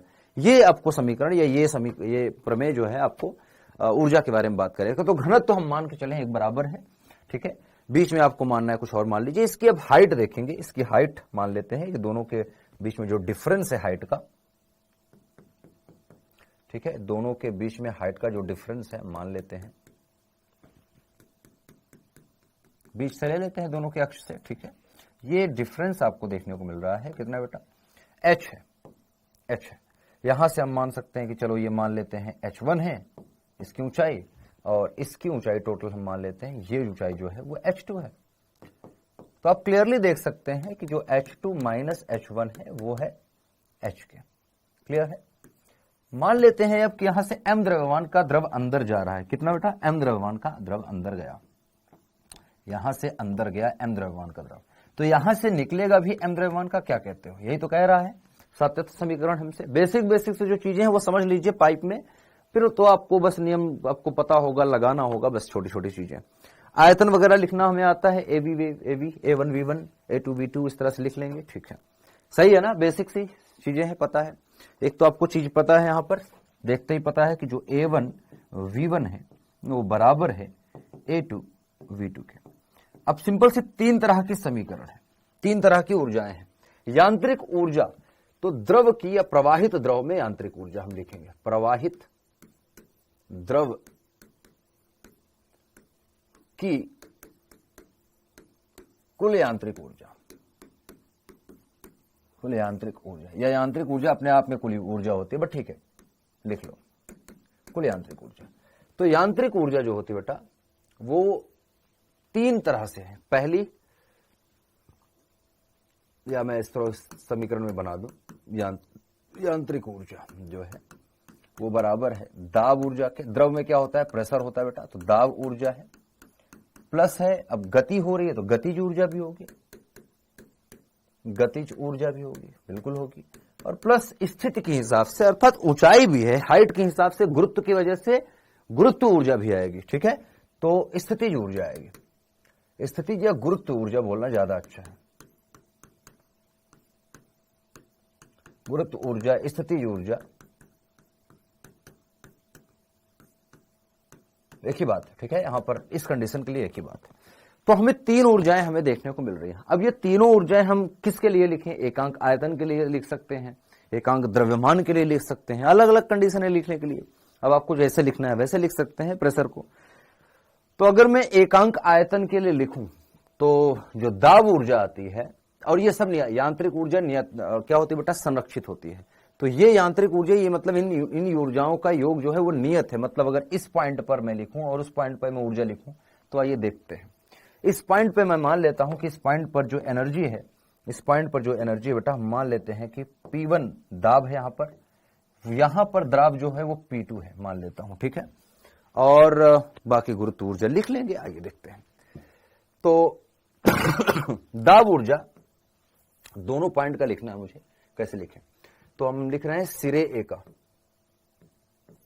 सिरे ए पर, ए सिरे पर या 1 पर बोल लो यार, 1 2, या फर्स्ट सिरे के लिए, पहले सिरे के लिए आप देखेंगे क्या आ जाएगा बेटा? आपके पास दाब ऊर्जा है P1, एकांक आयतन के लिए लिख रहे हैं, गतिज ऊर्जा आएगी बेटा हाफ mv²। m को हम रो के हिसाब लिखेंगे बेटा, क्योंकि हमें घन तो पता है, द्रव्यमान नहीं पता है। घन तो ऐसी चीज जो हमें पता है, ठीक है। अच्छा, एकांक आयतन है तो v तो 1 हो जाएगा, तो हो जाएगा रो और v², कितना है बेटा? v1², ठीक है। प्लस हो जाएगा m g, अच्छा m को हटा के रो लिख रहे हैं तो रो g, और ऊंचाई कितनी है बेटा? h1। इसी प्रकार से सेकंड के लिए लिखेंगे, सेकंड सिरे के लिए, सेकंड सिरे के लिए, सेकंड सिरे के लिए लिखेंगे तो हो जाएगा P2 प्लस हो जाएगा हाफ रो v2² प्लस रो g h2, दो ऊर्जा, और ये नियतांक है, ठीक है। ये भी नियतांक है, ये भी नियतांक है। इसका मतलब कि पूरी प्रवाह के दौरान ऊर्जा नियत है। ऊर्जा नियत है मतलब ये बराबर होनी चाहिए इस ऊर्जा के, ये ऊर्जा बराबर होनी चाहिए उस ऊर्जा को। बराबर कर लीजिए, घटा के देख लीजिए, जो भी करके देखना है बराबर करके देखिए। एक सिंपल सा साफ सा आपको जो है इक्वेशन चाहिए, जो कि आ जाएगा P plus half rho v² plus rho G H equal to नियतांक।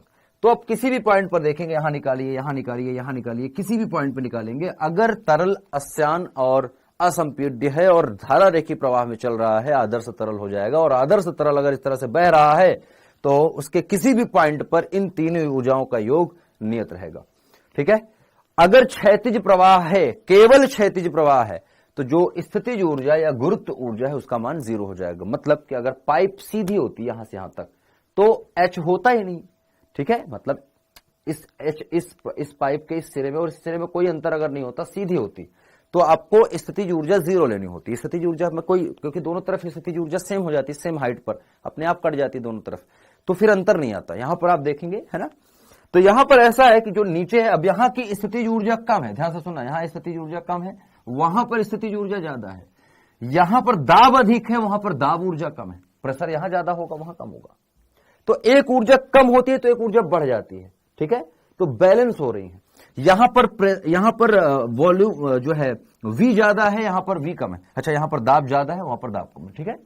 सिंपल है।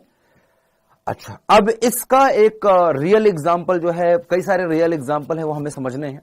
हालांकि फाइनल समीकरण अगर लिखें हम, फाइनल सूत्र अगर हम लिखें तो फाइनल सूत्र आप लिख सकते हैं। इसके कई तरीके हैं लिखने के, बट ठीक है। एक तो हो जाएगा P plus rho G H plus हो जाएगा हाफ रो v² बराबर नियतांक,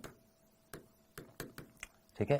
किसी भी पॉइंट पर ये कांस्टेंट होगा। अब इसको हम गुरुत्वीय शीर्ष के रूप में लिखते हैं, या फिर हम इसको लिखते हैं बेटा एकांक द्रव्यमान के साथ लिखा, ये आयत रखिएगा, एकांक द्रव्यमान, आयतन के लिए, आयतन के लिए लिखा गया है ये समीकरण। एकांक आयतन के लिए जो ऊर्जाएं होती हैं वो नियतांक है, हमने आयतन को एकांक माना है। बाकी कुछ और कंडीशन है द्रव्यमान के साथ लिखते हैं, बट आपको इसको बनाना आता है कि P को आप चेंज कर लीजिए, रो को चेंज कर लीजिए, है ना, चेंज करके आ जाएगा। हाँ, ये 3 रूप है, तीनों रूप देख लीजिए। तो मेन रूप आपने ये देख लिया, बाकी आप देख लीजिएगा, ठीक है। एकांक आयतन की ऊर्जा, द्रव्यमान लिखेंगे तो द्रव्यमान को हटाएंगे, रो को हटा दीजिए फटाफट से, रो यहाँ पर है ना डिवाइड में ले लेंगे, यहाँ से रो को कॉमन ले लिया, उधर मल्टीप्लाई कर दिया, तो ये तो कुछ है नहीं, बस रो को कॉमन ले लिया, क्या अलग कुछ किया क्या। अब अगर भार के लिखना है तो भार क्या होता है, mg, mg मतलब रो और जी को ले लिया, तो रो और जी को ले लिया नीचे, तो ऐसा बन गया, ठीक है। रो से रो कैंसिल आउट हो गया, जहां पर था, जहां नहीं था वो बच गया। तो छोटी सी चीज थी, बेसिक सी चीज थी। अच्छा, इसमें दाब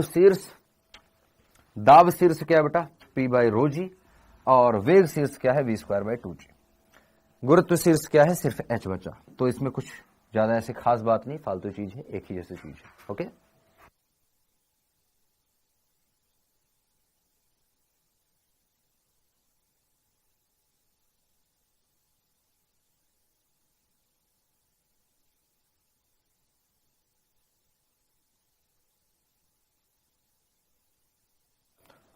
इसको बंद कर लेना, दरवाजा चिपका देना बिल्कुल, नहीं तो आवाज आती है। हाँ जी, बाकी हम क्वेश्चन लगाने के लिए रेडी हैं मुझे लगता है अब, ठीक है। क्वेश्चन लगाने के लिए चलते हैं, लेकिन उससे पहले एक छोटा सा कॉन्सेप्ट मैंने एक दिन क्लास स्टार्ट हुई थी तो आपको ये करके दिखाना था। एक कॉन्सेप्ट बचा है जो कि मुझे दिखाना है बस आपको, हालांकि मुझे डांटेंगे, ये देखेंगे ना कि मैं ऑफिस के सामग्रियों को नष्ट कर रहा हूं, इसे चीर फाड़ मचा रखा हूं। तो कागज है ये वाला, कि मैं यहां फूंक मारूंगा तो ये ऊपर आ जाता है, ठीक है। सिंपल चीज है, बताता हूं क्या है। ये ऊपर उठेगा अपने आप देखते हैं, ये अपने आप, मैं इस पे नहीं फूंक मार रहा, मैं सीधा फूंकता हूं तो ऊपर आ जाता है। रीजन क्या है ना, जितना तेज फूंका उतना जल्दी आएगा। रीजन क्या है बेटा, जैसे आपको अभी दिखाया मैंने, क्या देखा आपने कि एक पाइप आपने देखी, आपने पाइप देखा, पाइप को मान लेते हैं इस तरह से, ऐसे मोटा सिरा और पतला सिरा ले लेते हैं, एक पाइप है, यहां पर A1 और वेग मान लेते हैं V1, यहां पर A2 और वेग मान लेते हैं V2, यहां पर पावर मान लेते हैं P1, इस सिरे पर मान लेते हैं पावर P2। हमने पाया, या सातत्य समीकरण, या फिर सातत्य समीकरण से भी नहीं बल्कि मैं कहूंगा कि बर्नौली प्रमेय से हमें यह प्राप्त होता है कि जहां पर वेग बढ़ता है, जब V को हम बढ़ाते हैं तो जो पावर होती है ना, प्रेशर होता है वो घट जाता है बेटा, पावर बोल रहा हूं मैं, प्रेशर होता है वो घट जाता है। मतलब कि V और P एक दूसरे की इन्वर्सली प्रोपोर्शनल है, ठीक है। वेलोसिटी इन्वर्सली प्रोपोर्शनल है प्रेशर के, ठीक है, या इसका उल्टा कर लीजिए, प्रेशर को यहां लीजिए, वेलोसिटी को। तो प्रेशर अगर आपको घटाना है तो वेलोसिटी को आपको बढ़ा देना है, ठीक है। और इसी कॉन्सेप्ट पर आपकी पूरी जो एरोप्लेन वगैरह उड़ती हैं वो इसी कॉन्सेप्ट पे है, ठीक है। उनके पंखे का डिजाइन ऐसा होता है, जो चिड़िया उड़ती हैं उनका भी डिजाइन ऐसे ही पंखे का।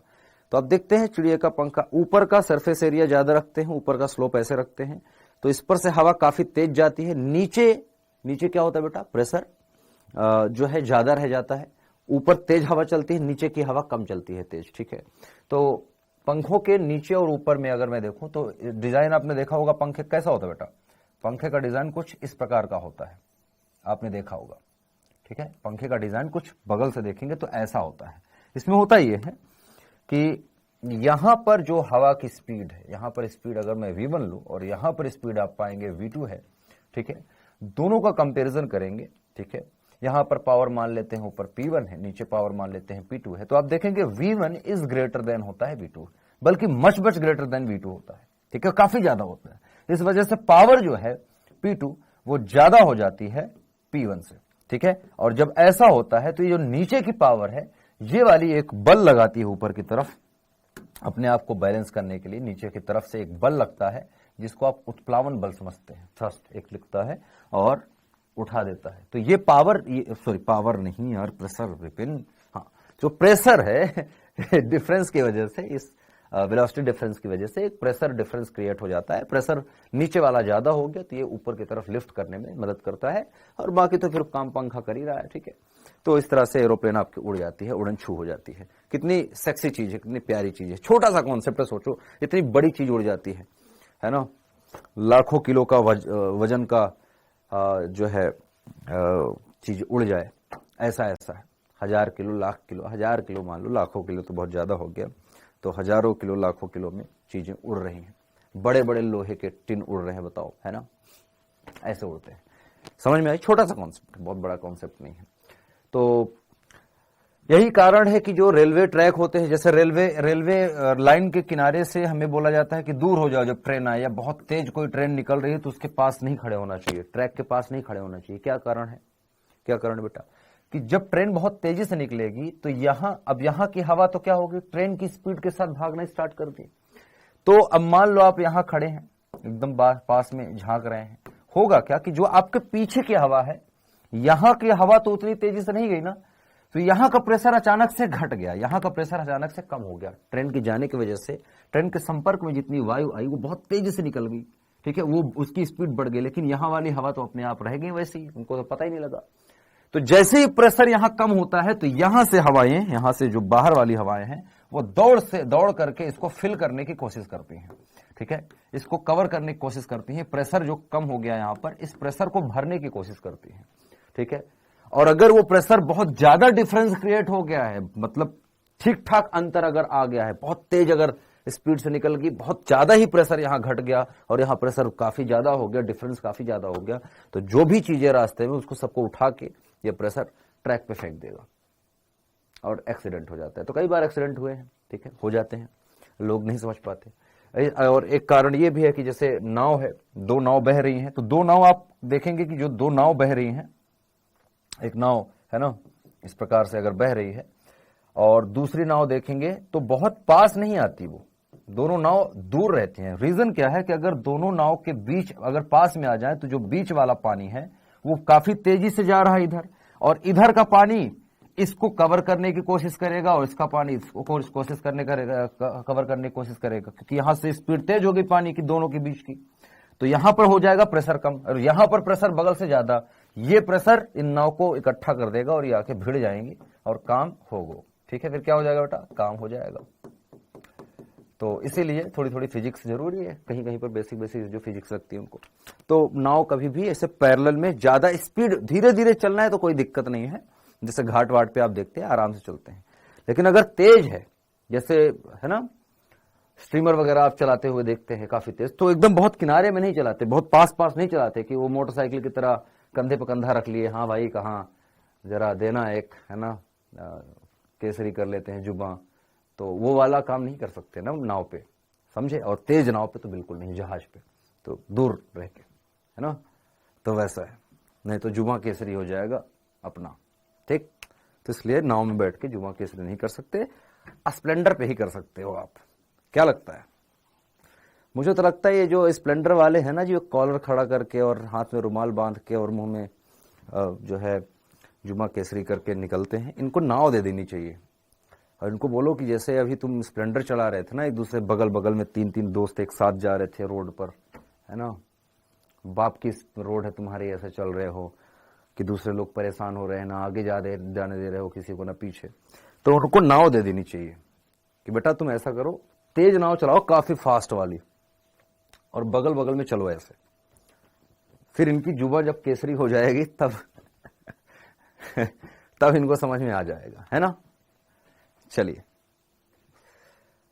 तो ये छोटे छोटे कुछ बेसिक कॉन्सेप्ट थे। अब आओ चलो एक और कॉन्सेप्ट पढ़ रहे हैं, तो एक मैलस इफेक्ट है, मैग्नस इफेक्ट, मैग्नस प्रभाव। पिंग पोंग की गेंद जानते हो? पिंग पोंग, पिंग पोंग की गेंद कौन जानता है? पिंग पोंग कभी देखा है? पिंग पोंग की गेंद, पिंग पोंग की गेंद छोड़ दो, अगर नहीं जानते हो तो मैं आपको बता दूं, क्रिकेटर को देखा होगा, जो स्पिनर होते हैं, फिरकी है ना बोलते हैं जिनको, हाँ, अश्विन को देखा है आपने, जडेजा को देखा है आपने, क्रिकेटर है ना, तो स्पिनर जो होते हैं या सीमर्स होते हैं, मतलब जो फास्ट डालते हैं और कहते हैं कि एकदम है ना नागिन की तरह बॉल जो है डाल दी, है ना, वैसा। तो वो कैसे हो पाता है? तो लेट्स से कि एक बॉल है, बॉल फेंकी गई हाथ से, एक बॉल है और ये बॉल जो है इसको इस तरह से फेंका गया है कि यह ऐसे नाच रही है, ऐसे घूम रही है, इस तरह से, इस प्रकार से ऐसे घूम रही है, ठीक है। ऐसे घूम रही है अगर, तो क्या प्रभाव पड़ेगा इस पर? ऐसे ऐसे घुमा के छोड़ दिया गया है, अगर ऐसे छोड़ा गया तो क्या होगा बेटा?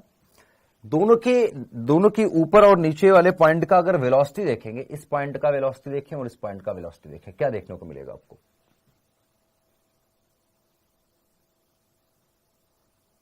चलो इसको मैं थोड़ा सा सरल करता हूं, इसका रोटेशन की डायरेक्शन में चेंज कर देता हूं। मान लो कि इसको रिवर्स स्विंग डाली गई, ऐसे डाली गई, किससे? ओमेगा से स्विंग करा के डाल दी गई, तो आप पाएंगे, चलो मैं दिखाता हूं, इस पॉइंट की वेलोसिटी आप पाएंगे इस दिशा में होगी और इस पॉइंट की वेलोसिटी आप पाएंगे इस दिशा में होगी, होगी नहीं? है, मान लो इसकी त्रिज्या r है, अभी अभी आपने पढ़ा है घूर्णी गति, ठीक है, r है, मान लेते हैं गेंद की त्रिज्या, ठीक है, r है, इसकी स्पीड हम v1 मान लेते हैं, इसकी स्पीड v2 मान लेते हैं। क्या होगा बेटा? ओमेगा तो है ही, ओमेगा के साथ क्या होगा?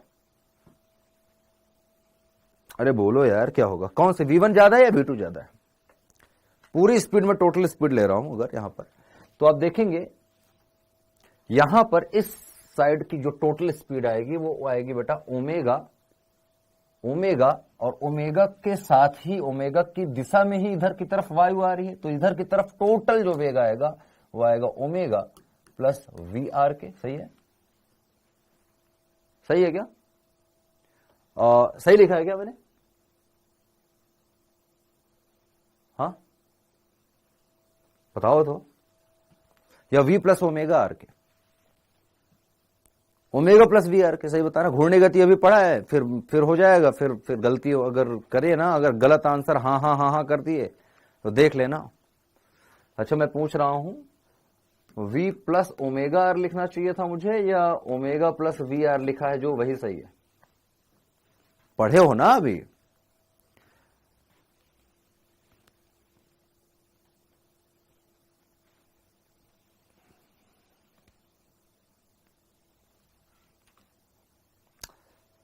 टोटल स्पीड इस पॉइंट की अगर मैं देखूं क्या आएगी, इफेक्टिव स्पीड, और इस पॉइंट की,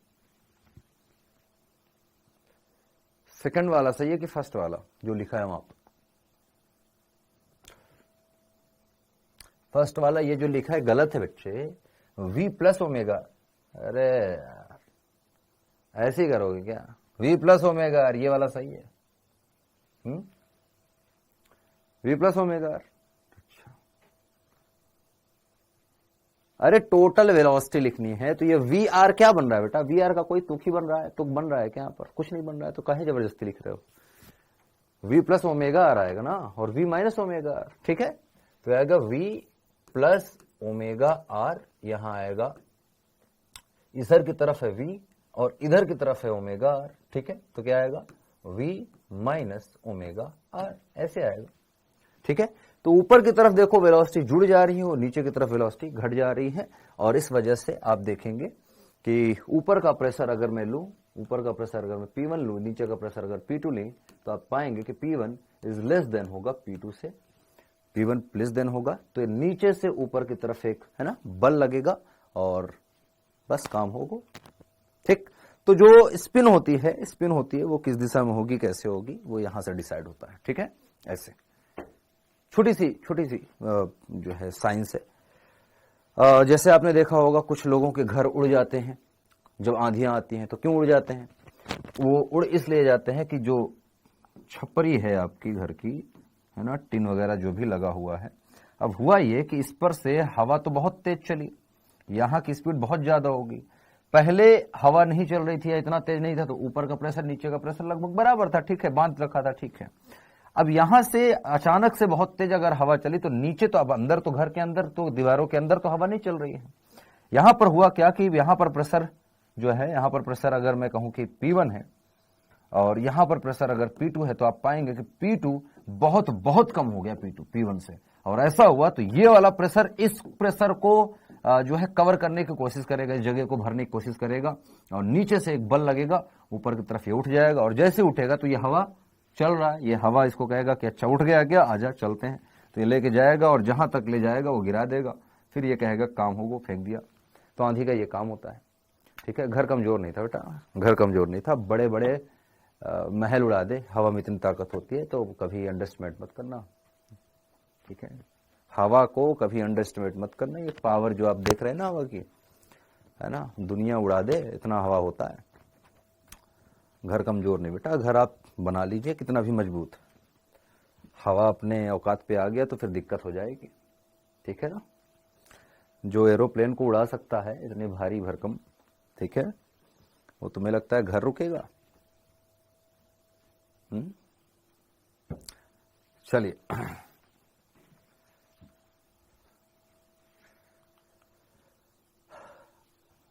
अच्छा, अब मैं बहुत लंबा नहीं पढ़ा पाऊंगा यार, है ना। मैं थोड़ा सा, मुझे लगता है कि अब मैं कुछ क्वेश्चन में आपकी हेल्प करूंगा, बाकी क्वेश्चन आज आपको दूंगा होमवर्क के लिए, और कल आपका टेस्ट वगैरह भी है, थोड़ा सा उधर भी ध्यान दीजिएगा। और मैं कोशिश करता हूं कि आप लोगों को कुछ और मैं ग्रुप पे चीज़ें भेज दूं, कुछ जो आपको सपोर्ट करें कुछ पढ़ने के लिए, लेकिन मैं थोड़ा सा, पता नहीं कि आप लोगों के साथ भी ऐसा है कि नहीं। अब आज मैंने थोड़ा सा उड़ान वाले बच्चों को लगभग 3 घंटा पढ़ाया, 2.5 घंटे से 3 घंटे के आसपास, और काफ़ी निराशा हाथ लगी, काफ़ी निराशा, मतलब काफ़ी ज़्यादा निराशा हाथ लग गई मेरे। और समझ रहे हो, पहले तो निराशा थी ही नहीं, और आई तो इतनी ज़्यादा आ गई कि अब आशा ही नहीं बची, तो दुख हुआ काफ़ी। और अभी आप लोगों को भी देखूंगा, आप लोगों से भी थोड़ी सी चर्चाएं चलेंगी अब मंडे को शायद, ठीक है। तो कुछ बातें हैं, कुछ क्वेश्चंस मैं दूंगा टेस्ट। मुझे, जैसे कि मैंने आपको पहले ही कहा था कि मैं कुछ जो है बच्चों को चाहता हूं, और बहुत दिल से चाहता हूं, और मुझे करना ही करना है किसी भी हालत में। अब वो चाहे आप हो या कोई भी, आप में से कोई भी बच्चा हो, मुझे नहीं पता है कौन होगा, और मुझे कम से कम 30 बच्चे चाहिए जो नीट क्लियर करें मिनिमम। मैं तो चाहता हूं सबका हो, लेकिन सबकी हालत, सब अपने आप को ही नहीं पहचान रहे हैं, आप सब। बाकी मैं मेहनत करने के लिए रेडी हूं, लेकिन मुझे आप लोगों का जो है, आप में से बहुत लोगों का मैं कहूंगा कि जो मोरल है, जो कॉन्फिडेंस है, वो इतना डाउन है कि खुद का स्टैंड नहीं ले पा रहे हैं आप। ये नहीं होता, वो नहीं होता, ये कर दो, वो कर दो, ये बता दो, वो बता दो ना, ऐसे काम नहीं चल पाएगा बेटा। आप बिल्कुल, मुझे लगता है कि आप लोग थोड़ा सा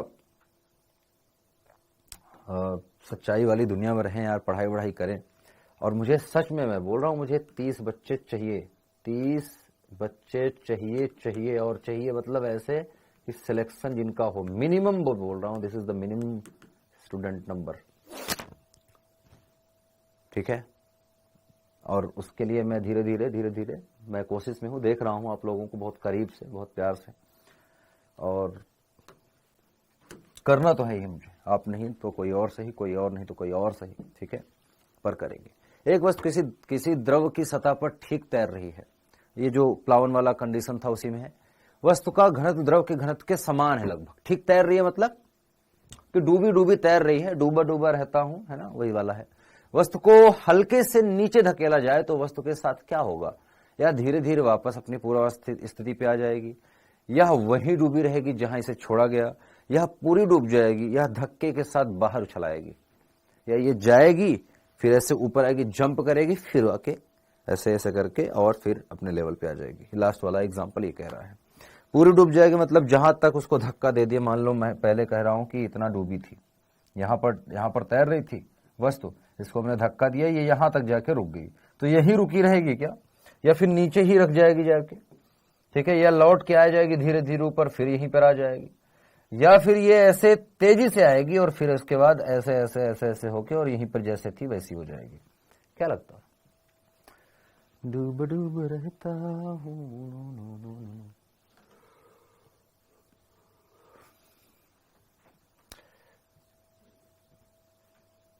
अरे भैया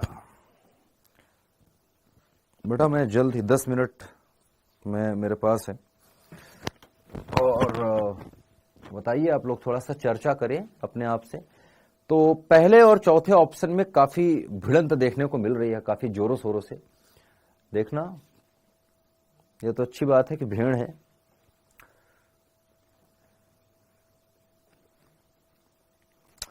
अच्छा, एक क्वेश्चन का आंसर दो मुझे। दो घोड़े जो है बहुत तेजी से दौड़े एक दूसरे की तरफ, और दोनों एक दूसरे से सर टकरा के लड़ गए, और एक की भी सींग नहीं टूटी, बताओ क्यों?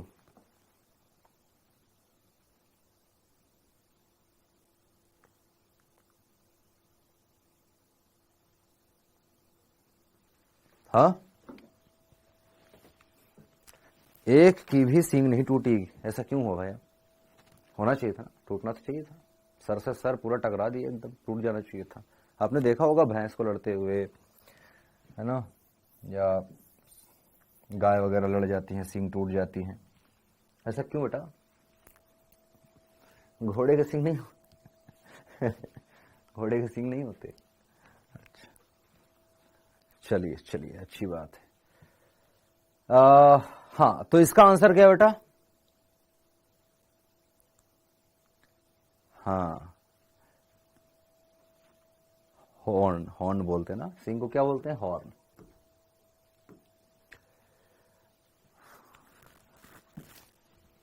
एक वस्तु किसी द्रव में, हाँ, तो इसका आंसर आएगा धीरे धीरे वापस अपनी पूरा अवस्था में आ जाएगी। क्या कहते हो?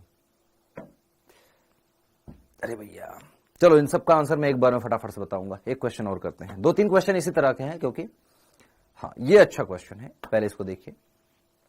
चलिए चलिए चलिए, 2-3 तरह के क्वेश्चन पहले कर लेते हैं, फिर मैं डिस्कस करता हूं आप लोगों के साथ। हॉर्स का सींग नहीं होता, अरे समझ गए बेटा, इस क्वेश्चन का आंसर सबने सही बताया, इसीलिए तो पूछा था मैंने। तो आप इस लेवल का क्वेश्चन बढ़िया कर लेते हैं, मतलब।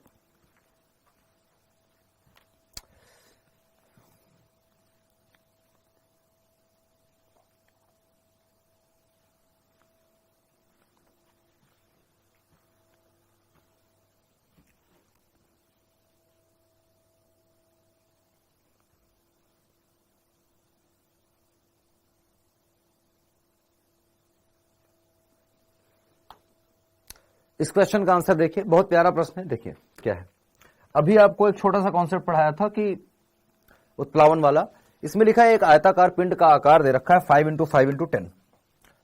अच्छा, 5 × 5 × 10 है, ठीक है। तो आयताकार है, पिंड है, और ठीक है, आयताकार नहीं घनाकार होना चाहिए। यहां पर ये बेवकूफ बना रखा है क्योंकि क्यूबिक सेंटीमीटर है, घनाकार लिख लेना इसको, ठीक है, घनाकार है, बट ये घन का आकार ऐसा है।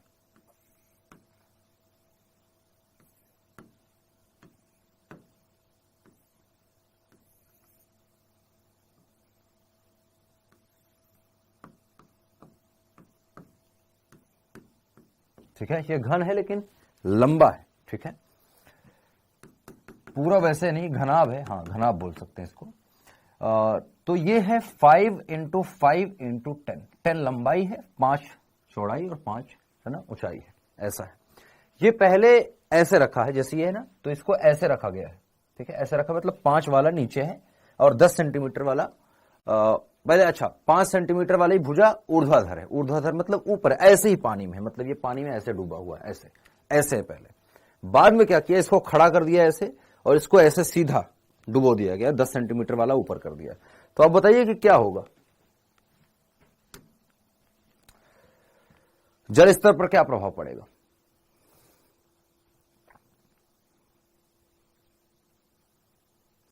आपको यह समझना है कि कब ये ज्यादा बेटा द्रव विस्थापित करेगा। द्रव का भार के बराबर ही आएगा, है ना, तो द्रव का भार कब ज्यादा विस्थापित होगा। तो अगर अभी ऐसा डूबता है, तैर रहा है, लिखा देखो तैर रहा है, ठीक है, तो ये भी अभी तैरेगा ही, इतना है, या डूब जाएगा? डूबेगा नहीं, ये भी ऐसे खड़ा करके रखें तभी तैरेगा।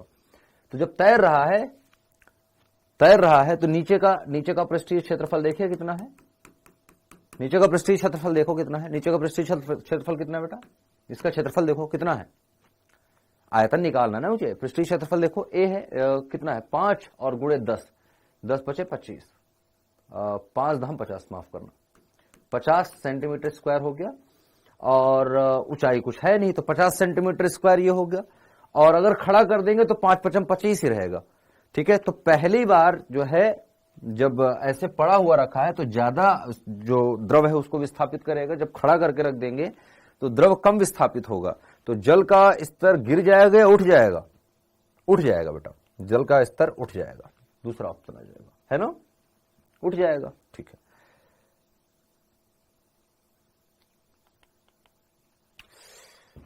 अच्छा, धातु के दो टुकड़े जल में डुबोने पर उन पर समान उत्प्लावन बल लगता है। अच्छा है,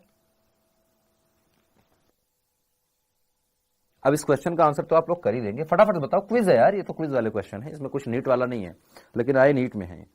धातु के दो टुकड़े जल में डुबोने पर उन पर समान उत्प्लावन बल लगता है। अच्छा, समान, तो दोनों टुकड़ों के भार समान होंगे। समान उत्प्लावन बल लगने का क्या मतलब है कि दोनों का क्या है बेटा, दोनों के द्वारा हटाया गया द्रव का भार बराबर है। ध्यान से सुनना, समान उत्प्लावन बल किसके कारण लगता है बेटा, हटाए द्रव के भार के बराबर लगेगा, मतलब दोनों ने बराबर द्रव को हटाया है, द्रव की मात्रा दोनों ने बराबर हटाई। ठीक है, द्रव की मात्रा दोनों ने बराबर हटाई, तो गुटके के भार से लेना देना तो है नहीं, गुटके के आयतन से लेना देना होगा। क्या कहते हो,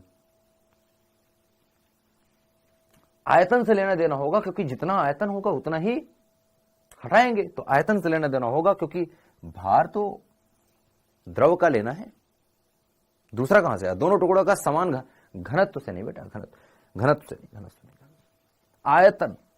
जैसे आप देखे होंगे कि अगर मैं 1 किलोग्राम का एक वो ले लूं, लोहा ले लूं, और 1 किलोग्राम के ही लोहे का एक मैं नाव बना लूं और दोनों को रख दूं, दोनों को रख दूं किस पर, पानी पे, तो एक डूब जाएगा, एक तैरेगा।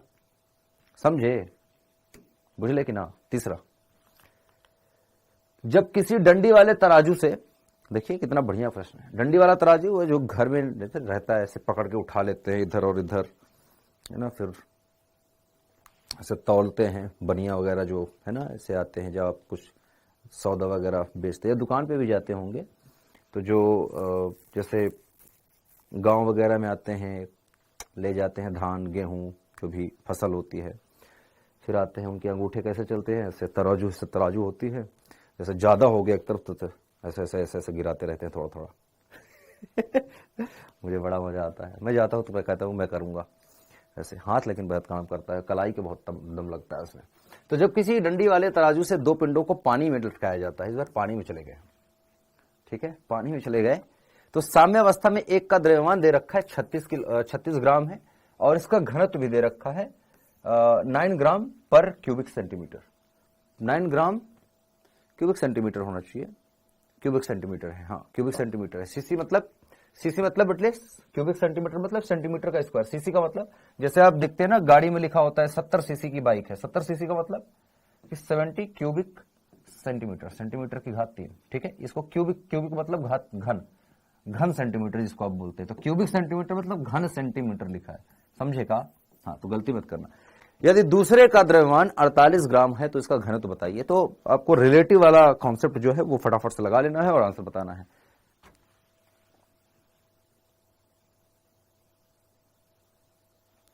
हाँ जी, देखो सिंपल सा है, एक का 36 से एक का 48, लेकिन साम्यावस्था में है, साम्यावस्था में है, दूसरे का द्रव्यमान हमें दे रखा है इतना है, घनत्व तो नहीं पता है, घनत्व बताइए फटाफट से। संतुलन में है बेटा, कैसे करेंगे,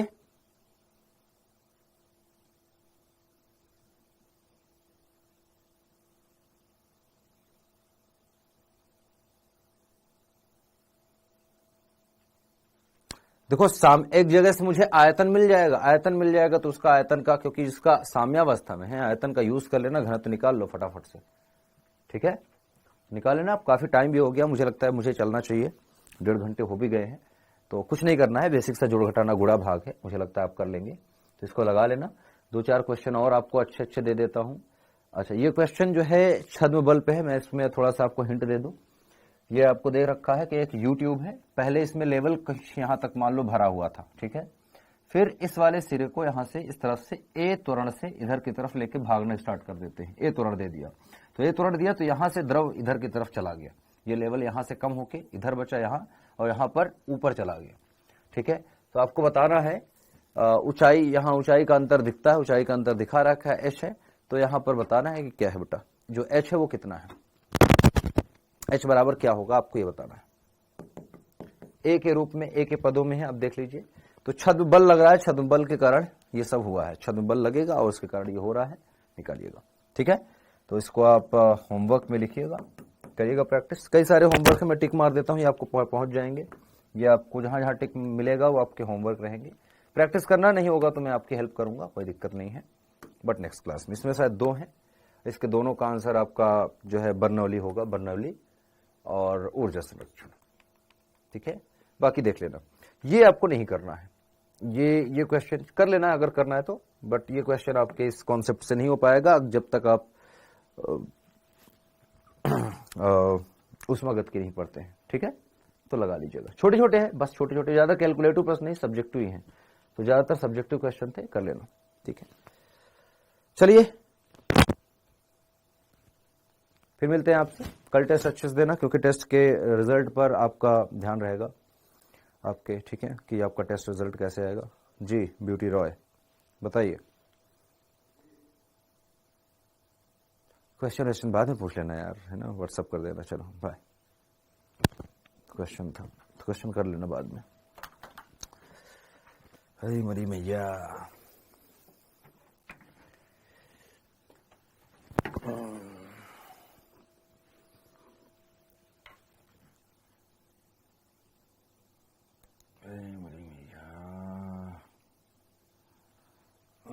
चलेगी एक मरिया।